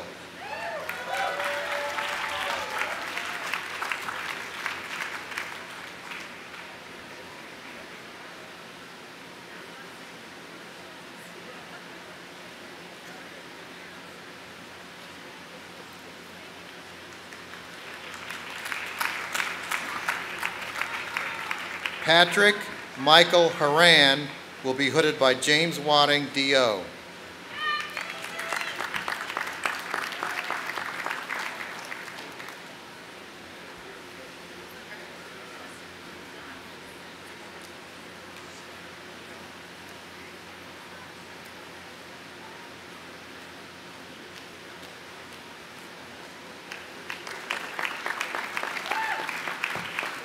Amy Elizabeth Hunt will be hooded by Gail Feinberg, D.O.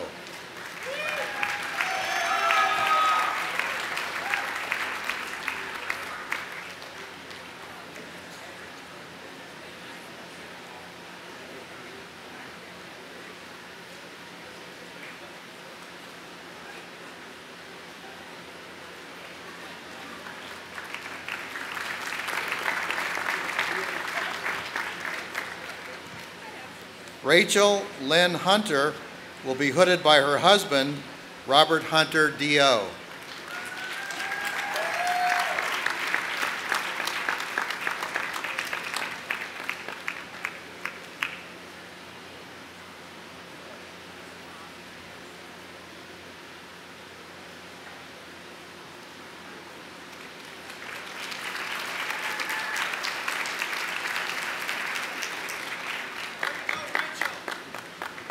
Hashim Hussein will be hooded by his father, Mohammed Ifak Hussein, M.D.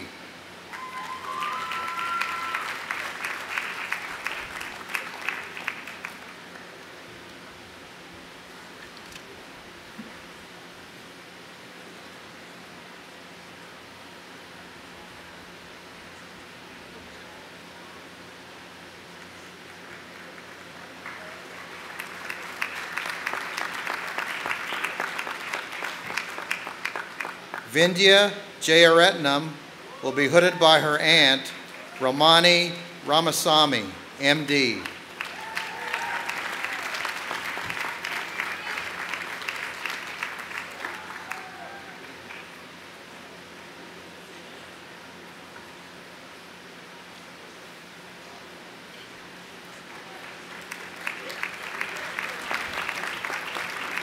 Elston Royce Johnson will be hooded by William B. Mullen, D.O.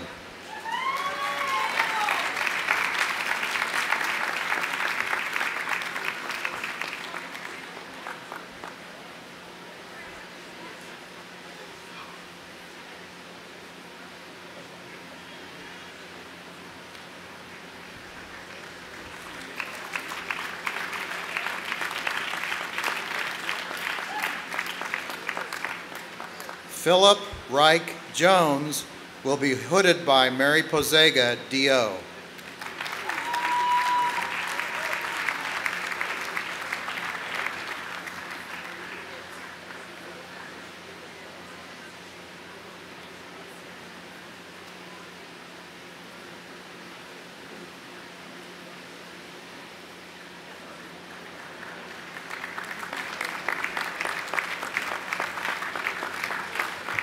Noel Giuliano will be hooded by John Schriefer, PhD.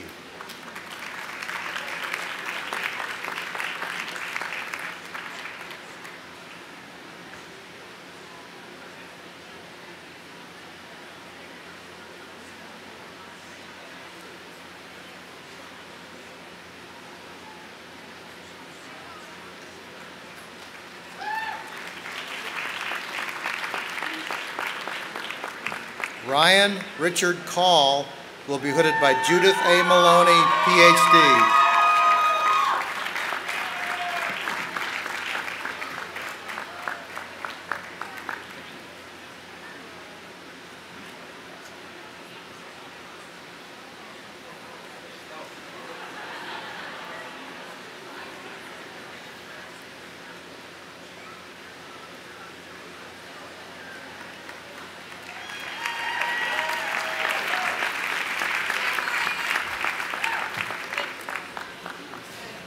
Shelley Kakar will be hooded by her father, Sham Kakar, PhD, and her brother, Cohen Kakar, PharmD.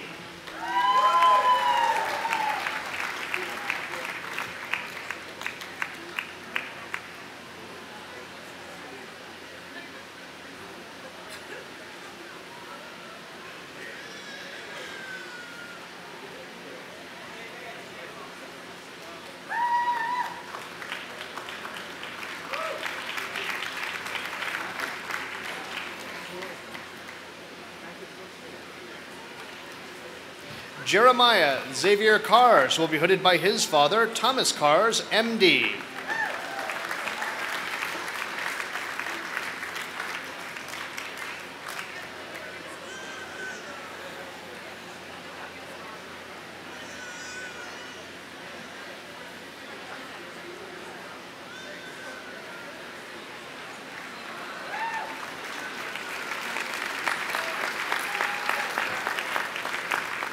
Catherine Marie Kaufman will be hooded by George Boxwell, DO.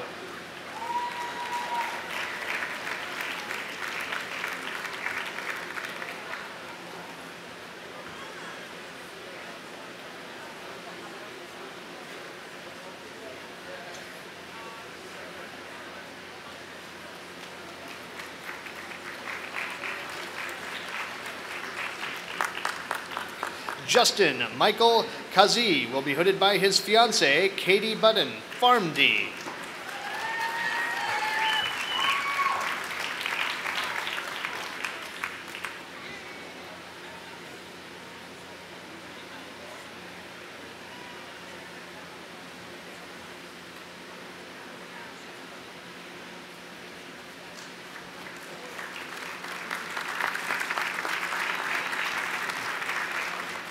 Brenna Keene will be hooded by Robert Foster, DO.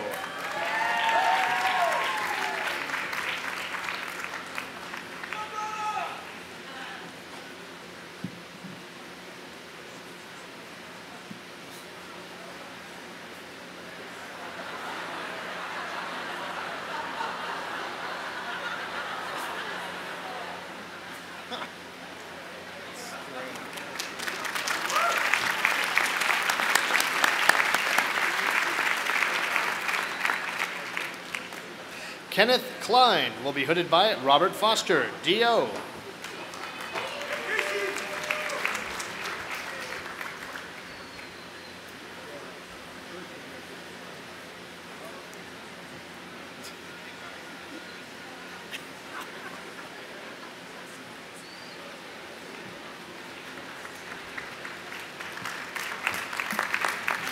Ross Martin Knowles will be hooded by his parents, Charles Knowles, DVM, Linda Knowles, DVM, and his sister, Erica Knowles, PharmD.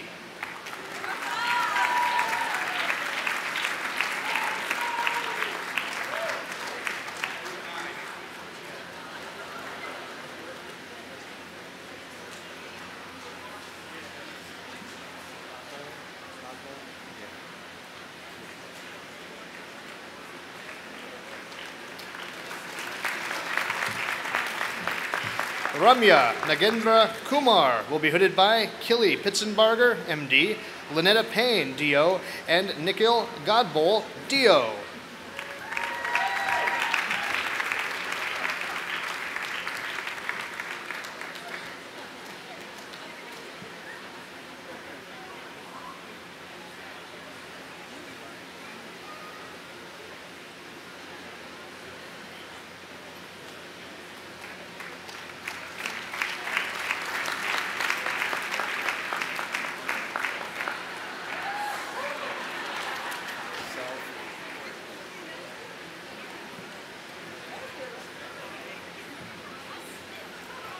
Sarah Caitlin Kung will be hooded by Kristen Marisa Horde, DO.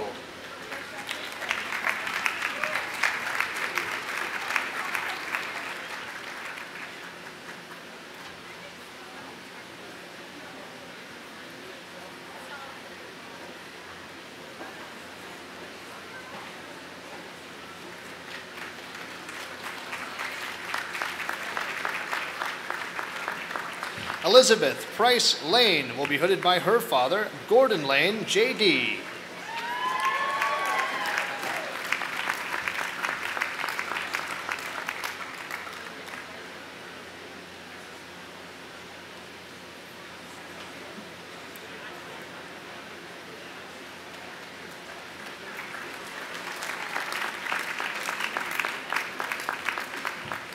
Jacqueline Ann Lazaro will be hooded by Gail Feinberg, DO.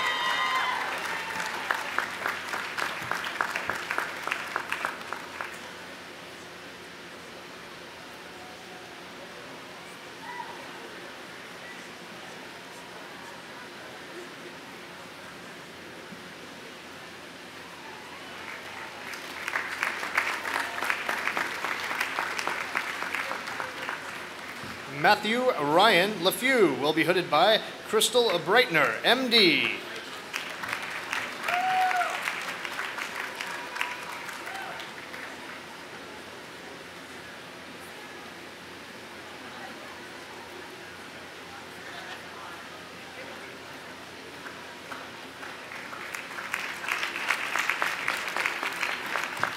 Vincent Lindbergh will be hooded by his father, John V. Lindbergh, MD.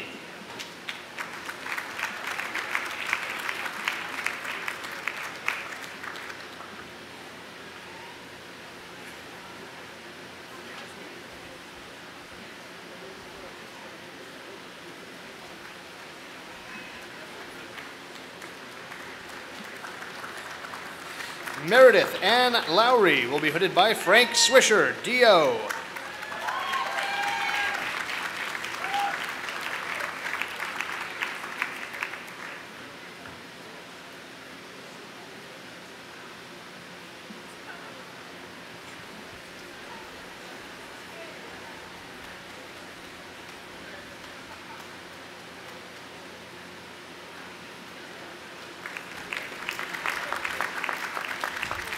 Laura Elaine Mader will be hooded by her brother, Jason Mader, DO.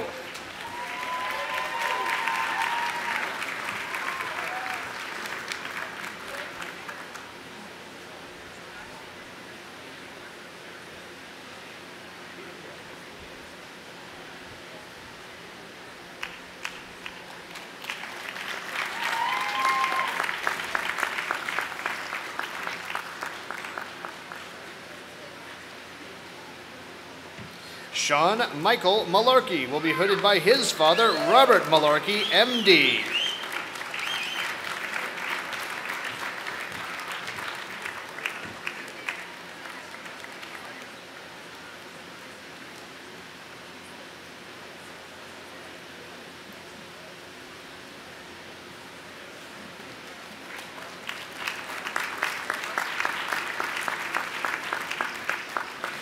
Marjorie May Maamsung will be hooded by Manuel Ballas, DO.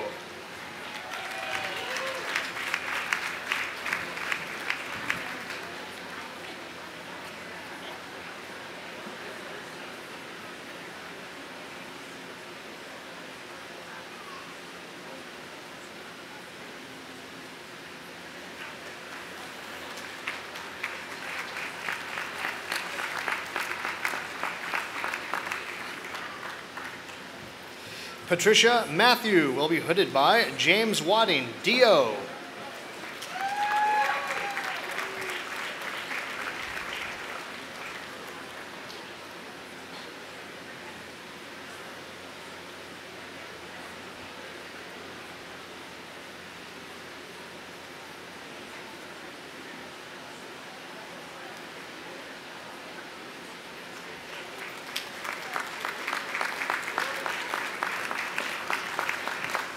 Ryan Patrick McCafferty will be hooded by Frank Swisher, D.O.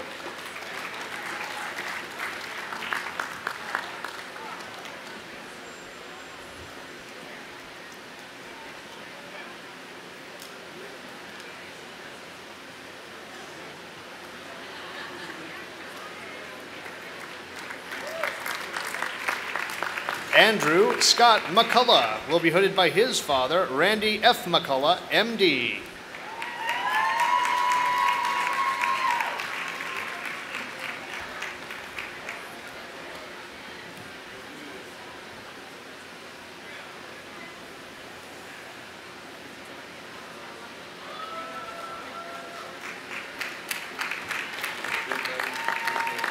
Cassandra Marie McCoy will be hooded by Dwight Bundy, D.O.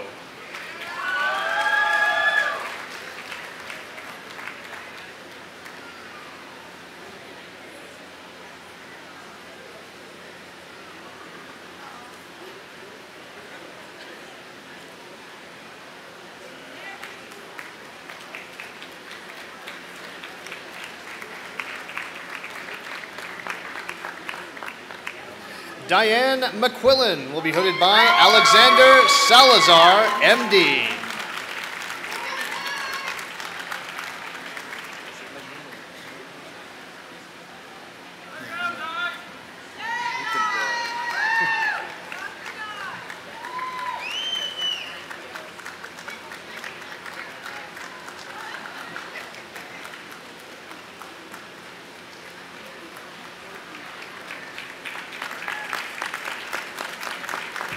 Shane Patrick McTighe will be hooded by Dwight Bundy, D.O.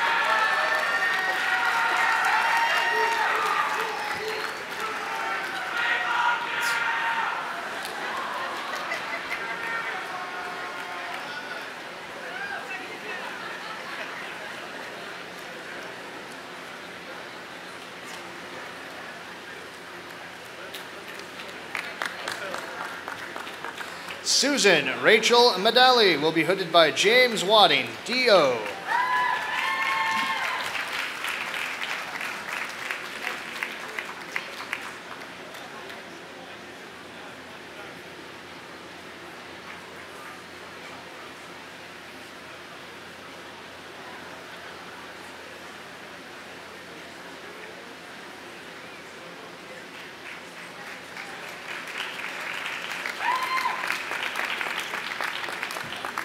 Teresa Elizabeth Millette will be hooded by Elizabeth Killiam, D.O.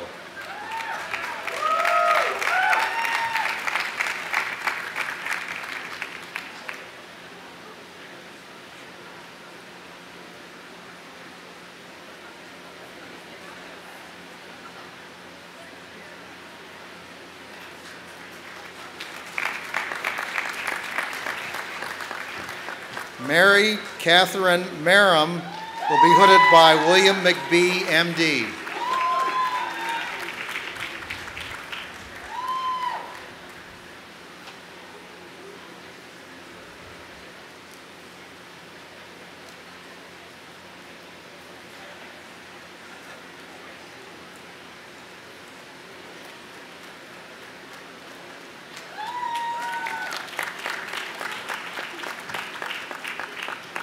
We have an unusual and unique situation today. Danish Mirza, who wanted to be here but is unable to be here because of flooding in Houston, Texas, wanted to be part of the ceremony. So he is celebrating with us today through the internet. And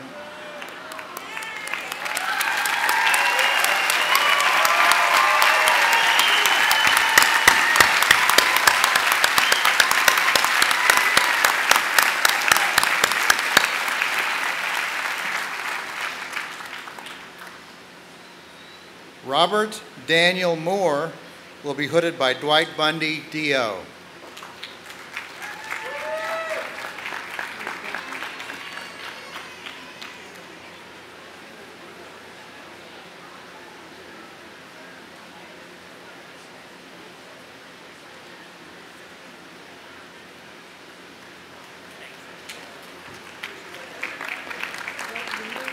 Kenneth Jerome Mueller III will be hooded by his sister, Jamie Mueller, D.O.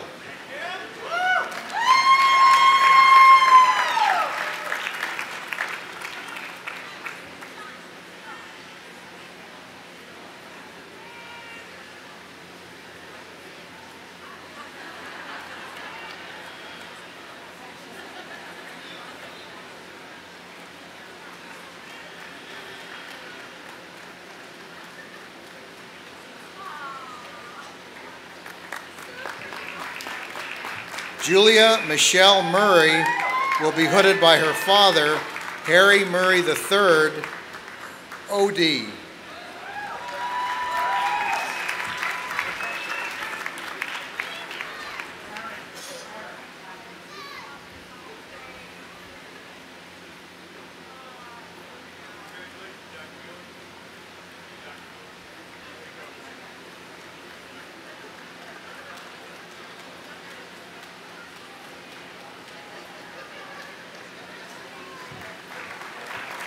Sharon Marie Nakashi will be hooded by Andrea Nazar, D.O.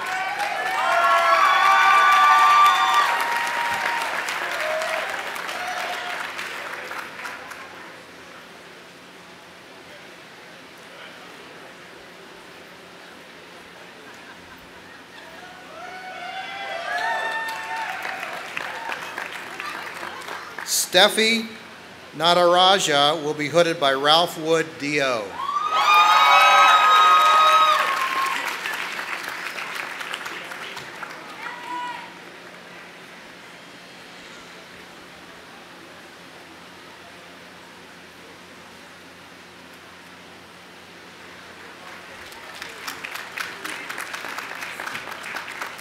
Janaki Nandam will be hooded by Maria Stephen, M.D.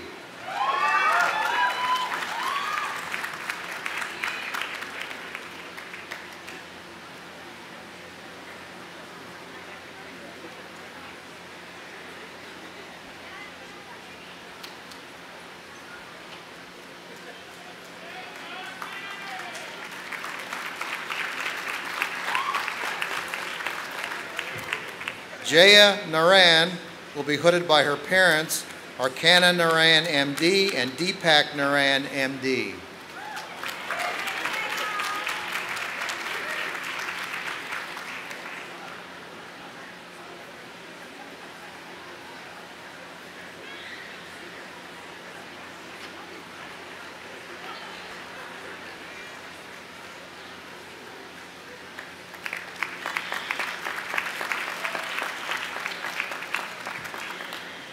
Jillian Michael Nicholas will be hooded by her father, Michael Nicholas, D.O.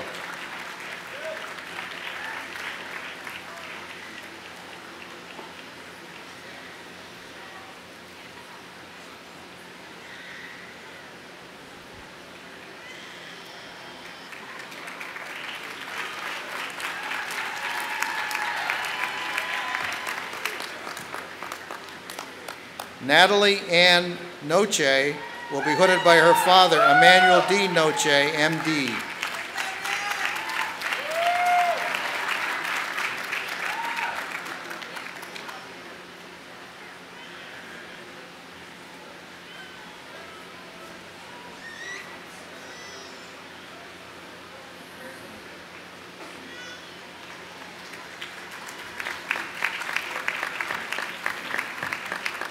Amanda Lauren Norwood will be hooded by her parents, Mark Rosenberg, DVM, and Amy Rosenberg, MD.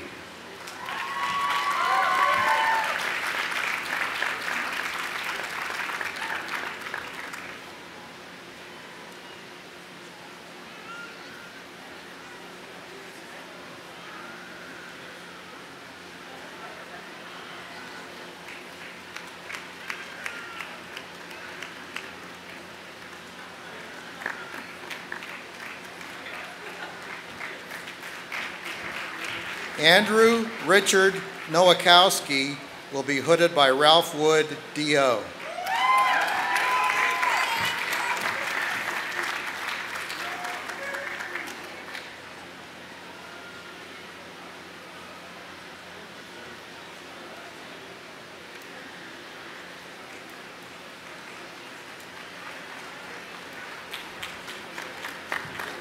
Kevin Kenneth Ogden will be hooded by Gail Feinberg, D.O.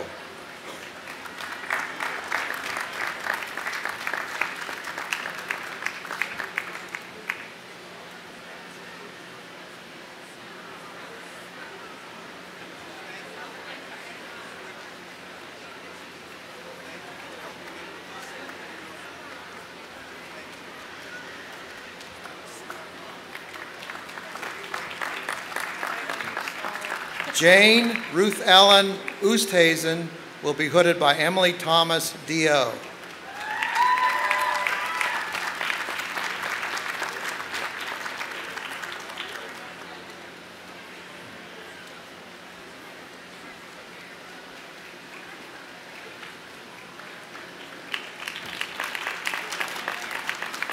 Katrina Marie Osterman will be hooded by her husband, Alexander Salazar, M.D. I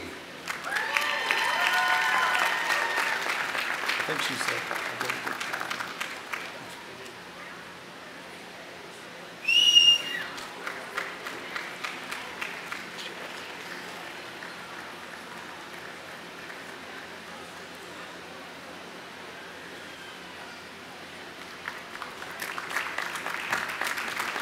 Akhil Bhupendra Patel will be hooded by his sister, Rena Newman, Farm D.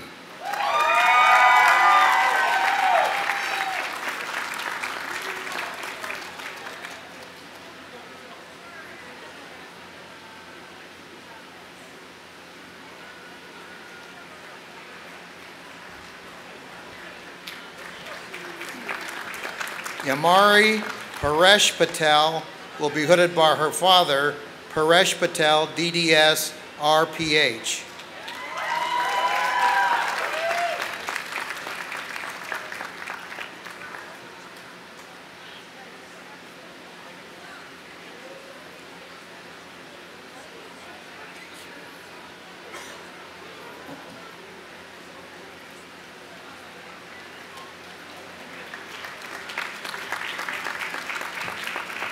Kiran Patel will be hooded by George Boxwell, D.O.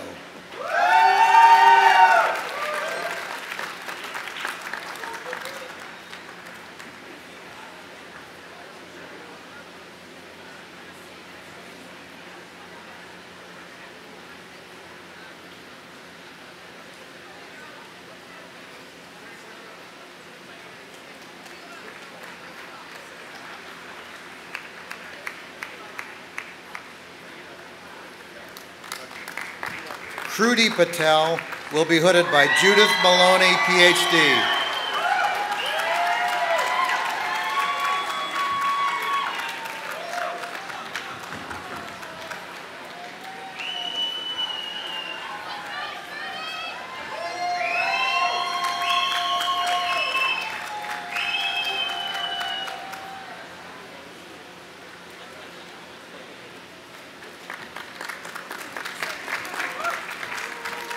Jessica Lynn Pauley will be hooded by Catherine Calloway, D.O.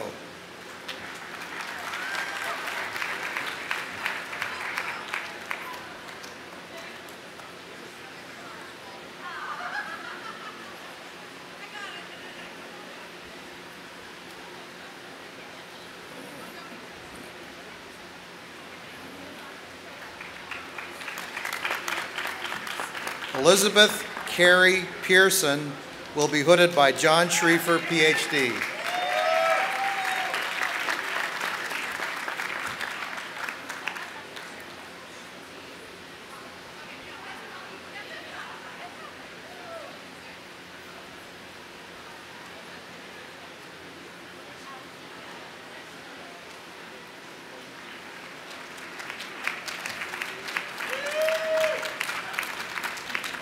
Megan Annette Pacina will be hooded by Shannon Solt, D.O.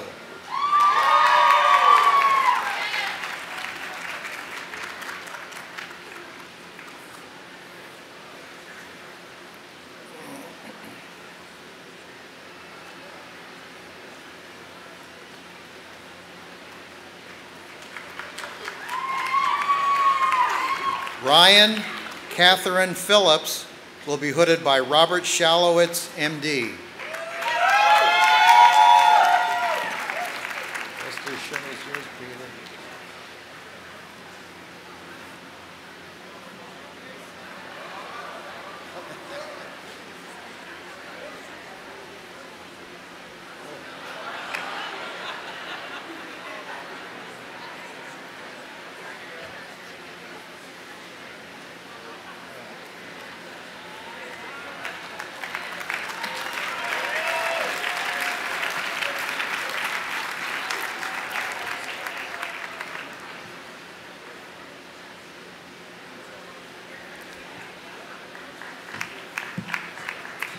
Han Feng will be hooded by his cousin, Andy Feng, D.O.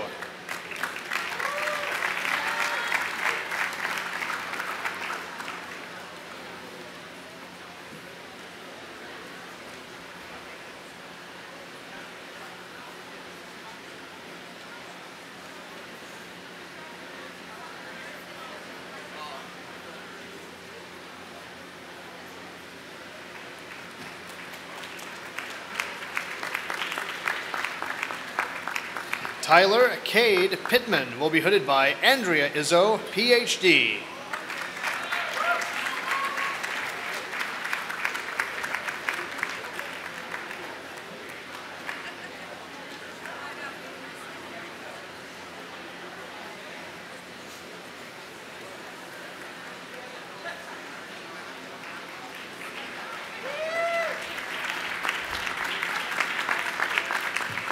Douglas Millard Poe will be hooded by his cousin, Ronald W. Green, D.O.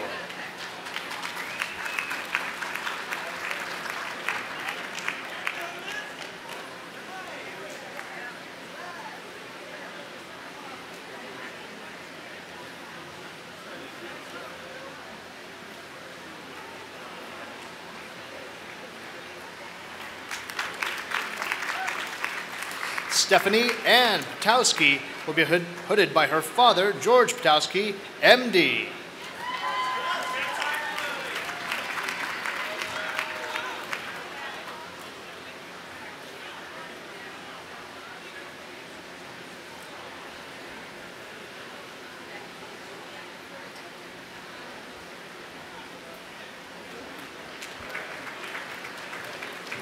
Mackenzie Pulley will be hooded by Robert Foster, D.O.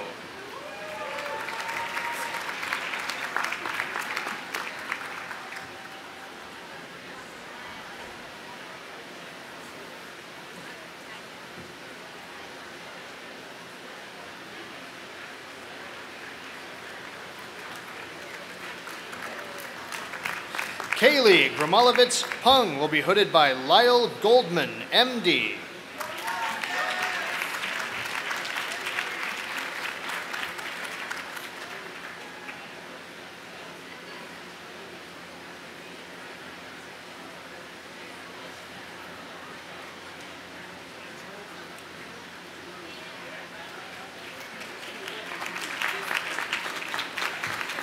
Ryan Quinn will be hooded by George Boxwell, D.O.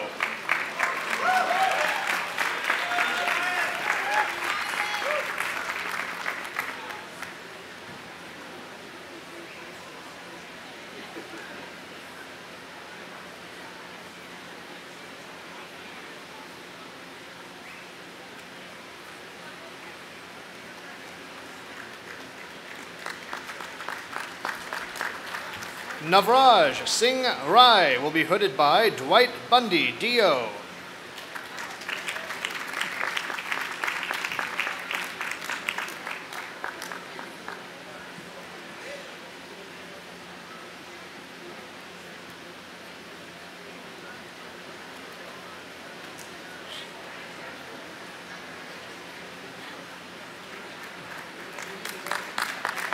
Amir Rashid Kazi will be hooded by his father, Mohammed Rashid, MD.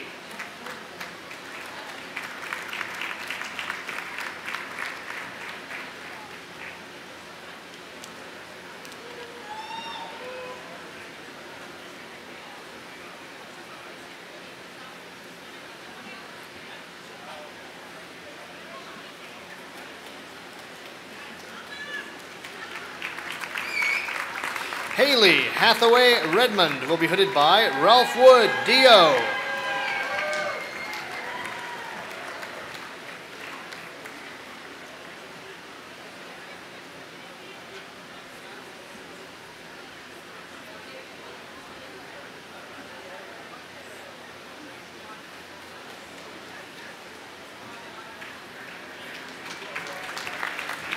Thomas Everett Reynolds will be hooded by his wife, Jennifer Reynolds, MD.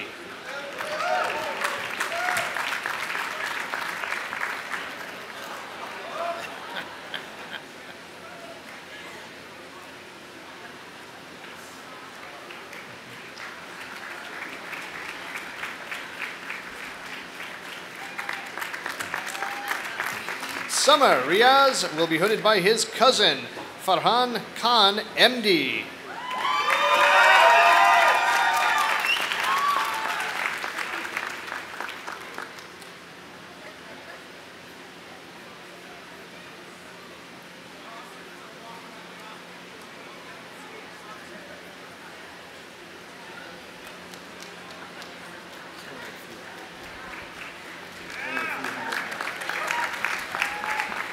Haley Danielle Ross will be hooded by Gail Feinberg, D.O.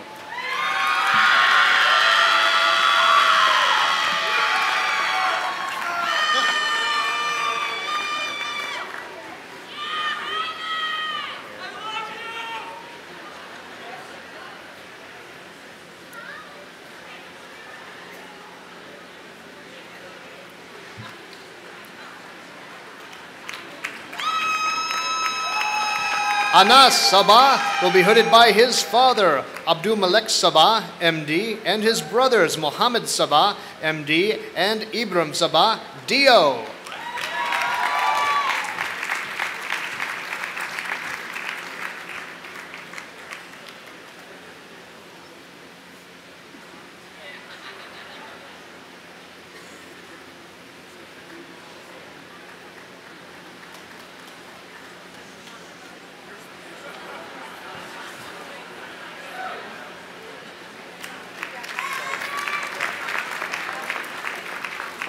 Eleanor Elizabeth Santee will be hooded by Dwight Bundy, D.O.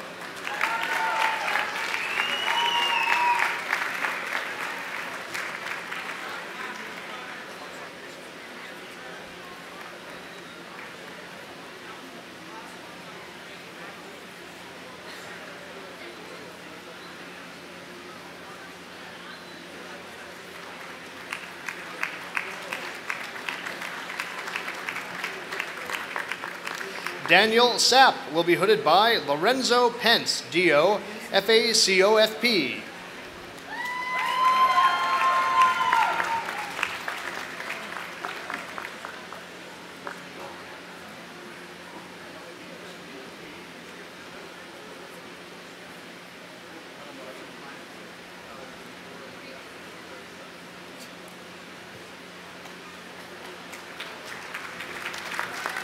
Hamad Salim Sattar will be hooded by Manuel Ballas, D.O., and Ralph Wood, D.O.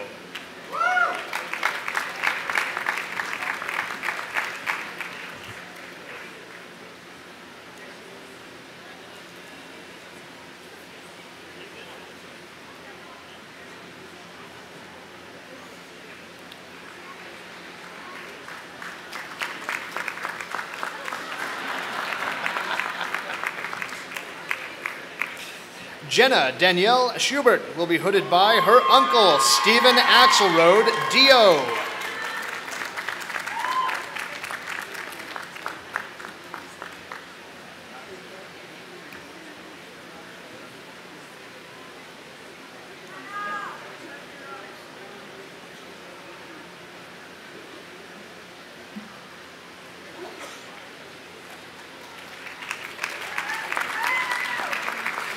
Bradley Carl Sevi will be hooded by Dwight Bundy, D.O.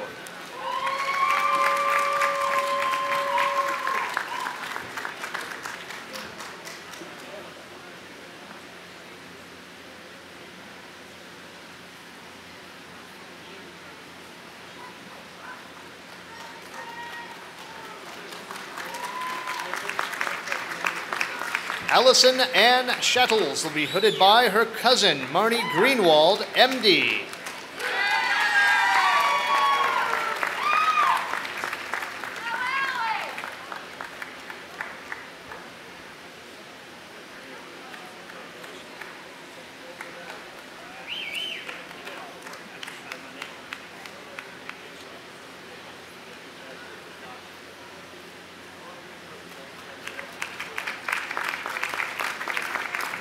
Judd Preston Shelton will be hooded by his father, Dean Shelton, M.D., and his brother, Lucas Shelton, D.O.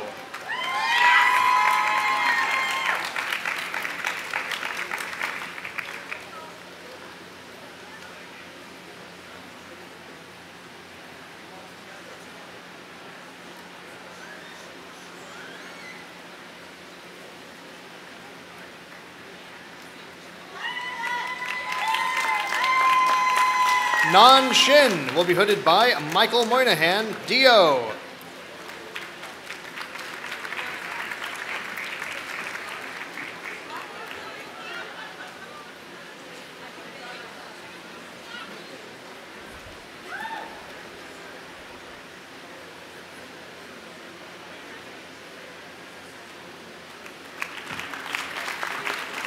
William Gregory Simpson will be hooded by Faith Payne, D.O.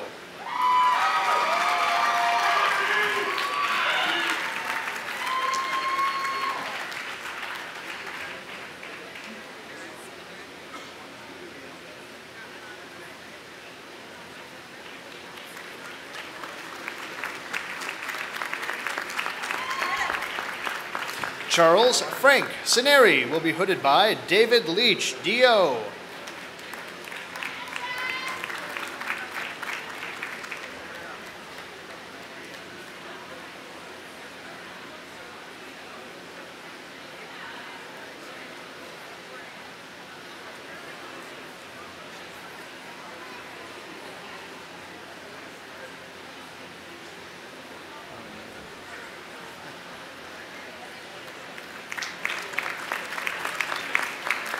Novia Singh will be hooded by her sister, Sona Singh, DPT.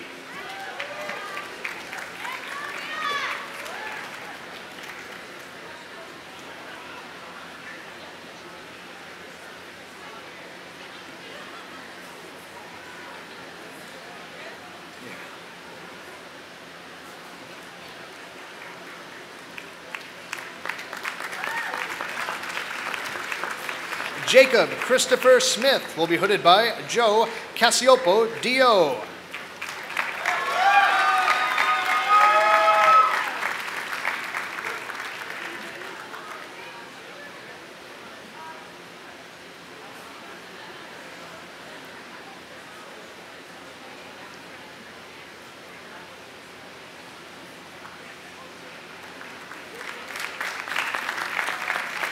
Nicole Lynn Smith will be hooded by Frank Swisher, D.O.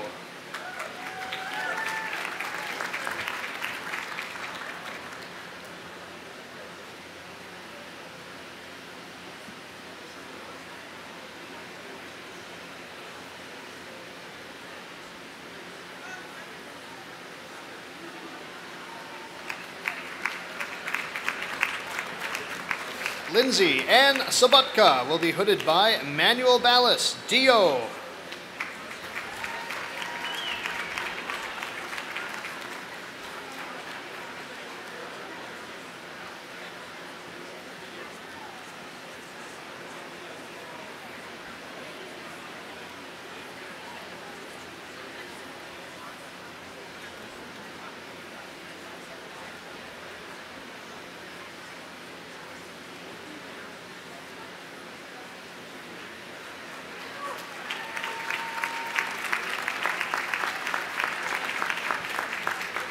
Mary Jean Sorsey will be hooded by her husband, Stephen Sorsey, D.O.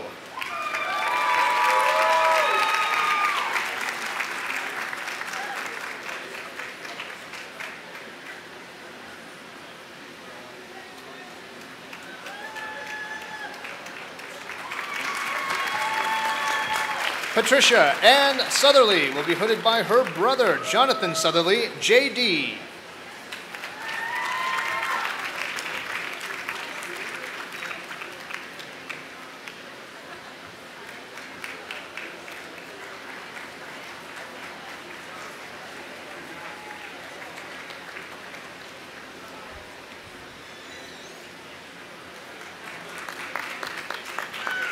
Evan Scott Stern will be hooded by Maury Jason, MD, and Bonnie Dickinson, PhD.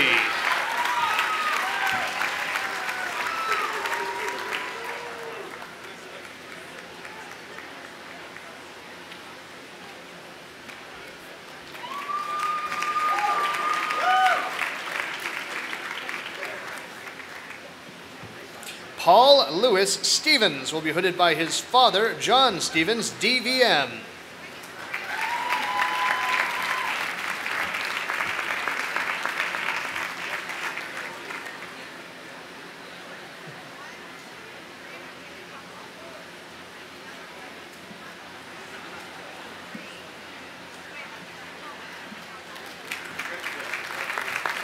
Allison Ann Sutherland will be hooded by James McJunkin, MD, and Art Rubin, DO.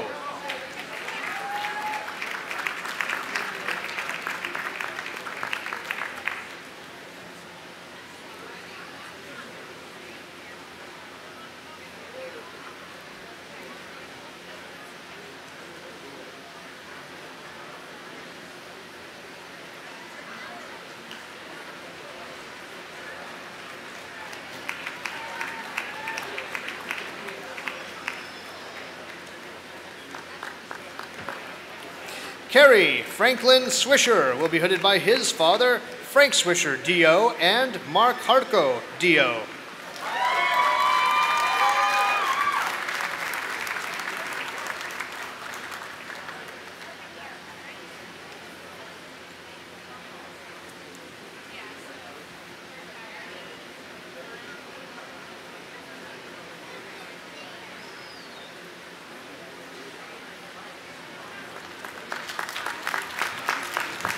Justin Tubert will be hooded by John Schriefer, PhD.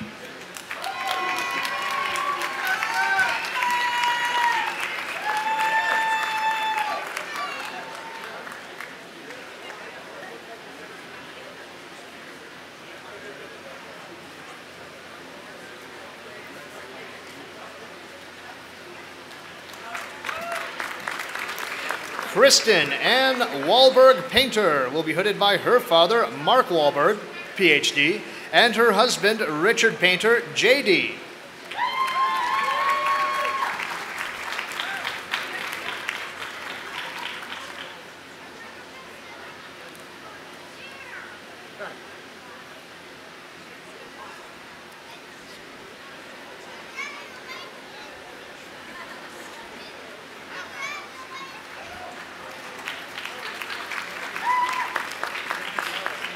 Alicia Marie Weichel will be hooded by Dwight Bundy, D.O.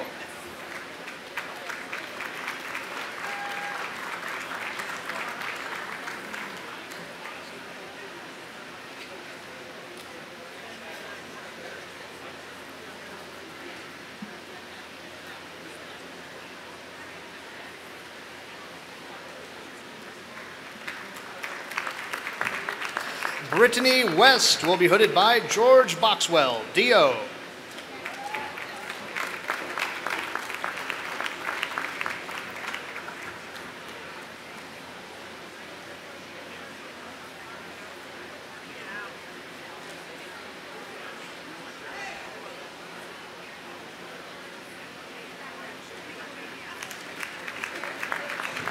Adam Robert White will be hooded by Art Rubin, D.O.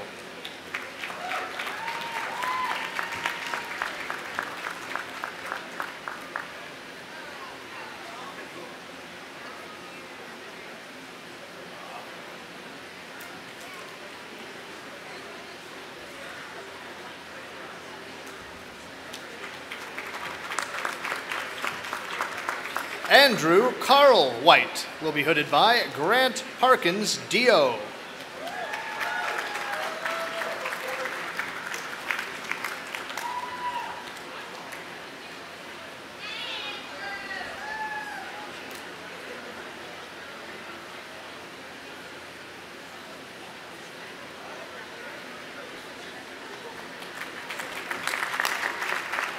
Matthew Jeffrey White will be hooded by his father, Jeffrey White, O.D.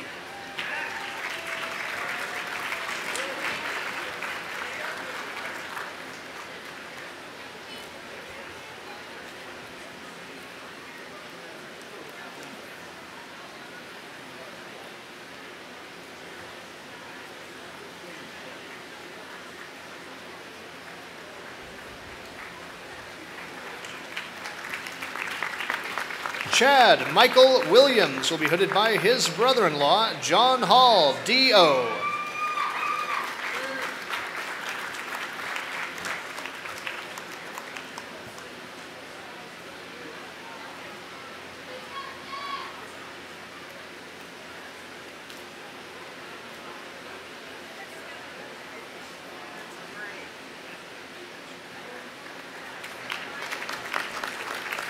Michael David Williams will be hooded by Sarita Gautam, D.O.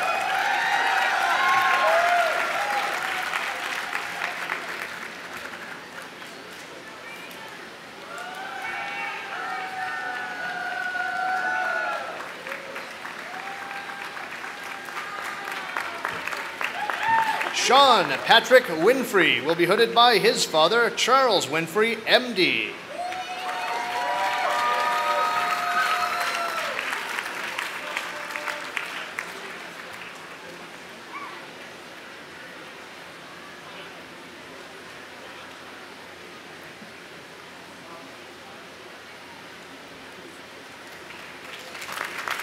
Megan Uki Yamasaki will be hooded by William McBee, M.D.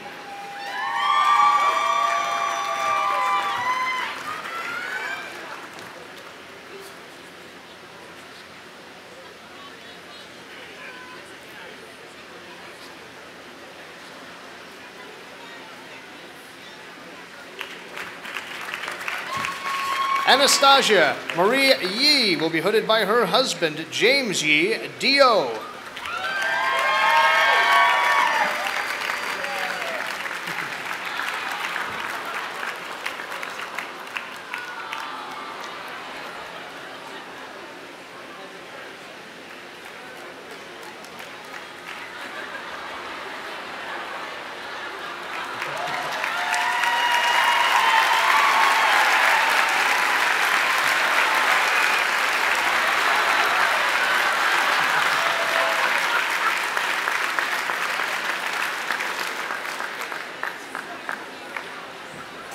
Jenny Zung will be hooded by Deborah Schmidt, D.O.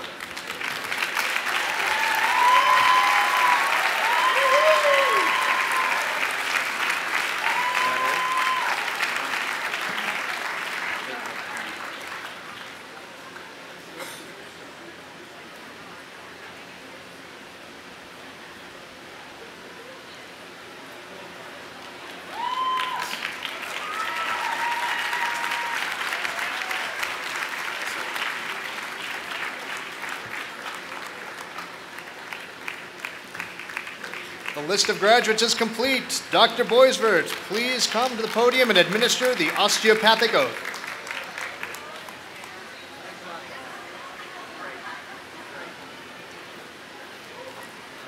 Candidates, please stand and we'll repeat the osteopathic oath. Repeat it after me. I do hereby affirm my loyalty to the profession I'm about to enter.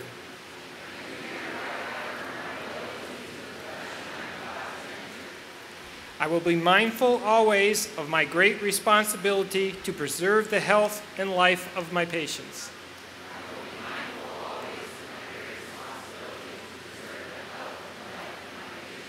To retain their confidence and respect both as a physician and a friend.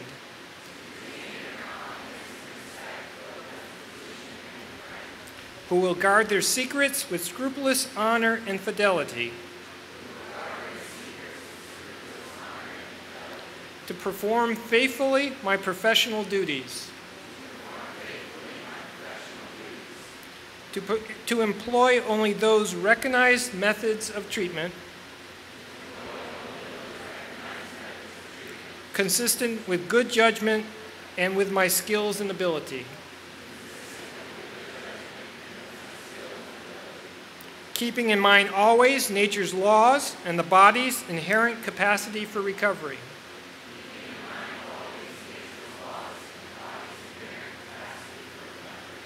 I will be ever vigilant in aiding the general welfare of the community.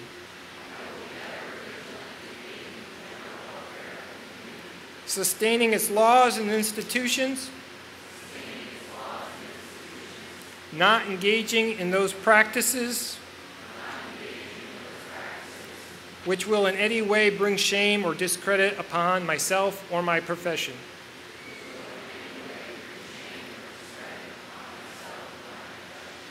I will give no drugs for deadly purposes to any person, though it be asked of me.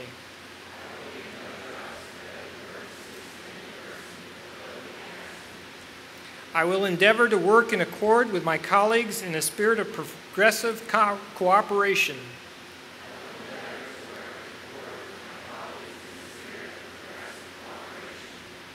And never by word or by act cast imputations upon them or their rightful practices.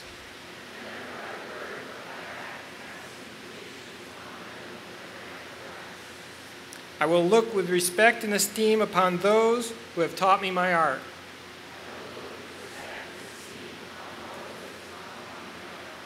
To my college, I will be loyal and strive always for its best interest and for the interests of students who will come after me. I will be ever alert to further the applications of the basic biologic truths to the healing arts.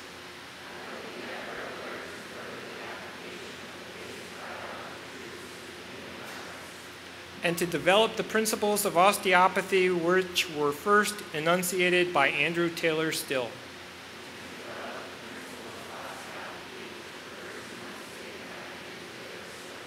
Graduates of the class of 2015, you may now move your tassels to the left.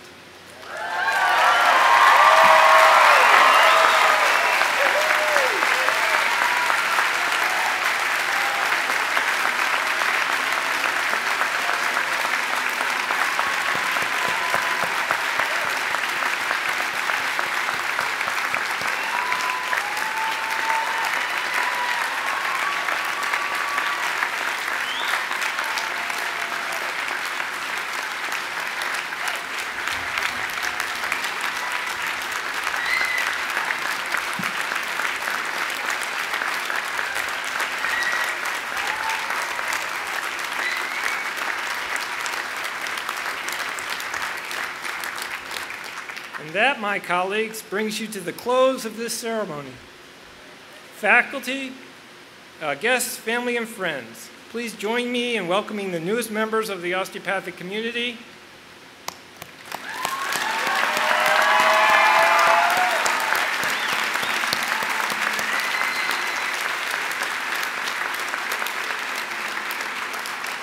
You deserve 2 rounds of applause there. Please, graduates, guests, please remain where you're in your seats while the platform party and the faculty and then the graduates march out. Graduates will gather to my left. Yes. In front of the main building for the traditional hat toss. Family and friends are invited to join the WVSOM family in this time-honored tradition. Immediately afterwards, all of our guests are invited to join us for the reception at the Roland P. Sharp Alumni Center, which is right behind me, and in the main building. We hope that you'll also tour the campus. The buildings and the bookstore will be open for touring most of the afternoon. Maestro, strike up the band.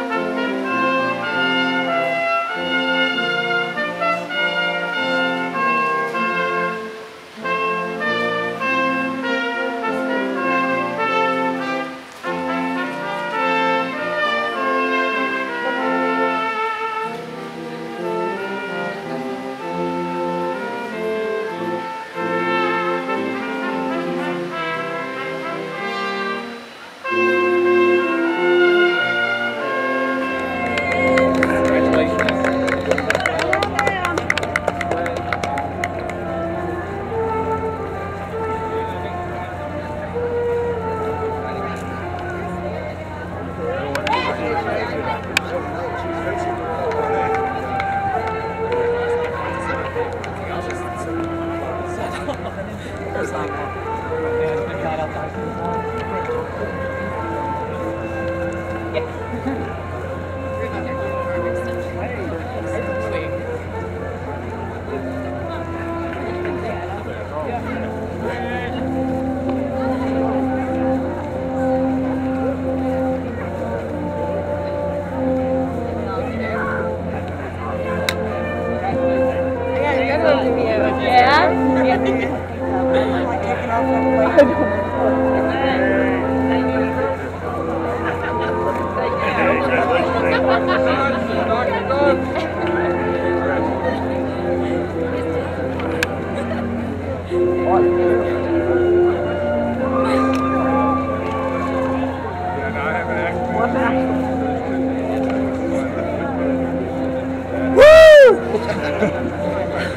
are a lifesaver. Thanks for not changing your name.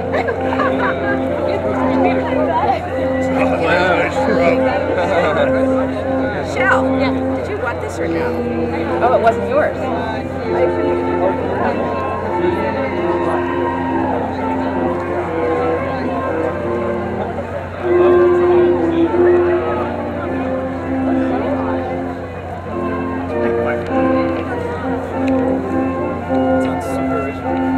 Yeah, I was like 10 people left.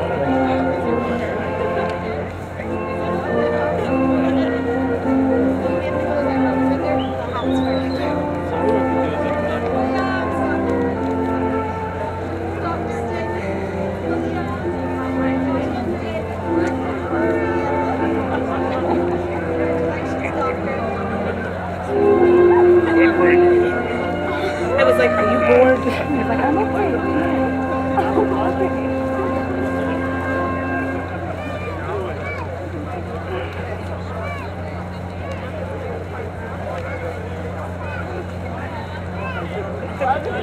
Oh,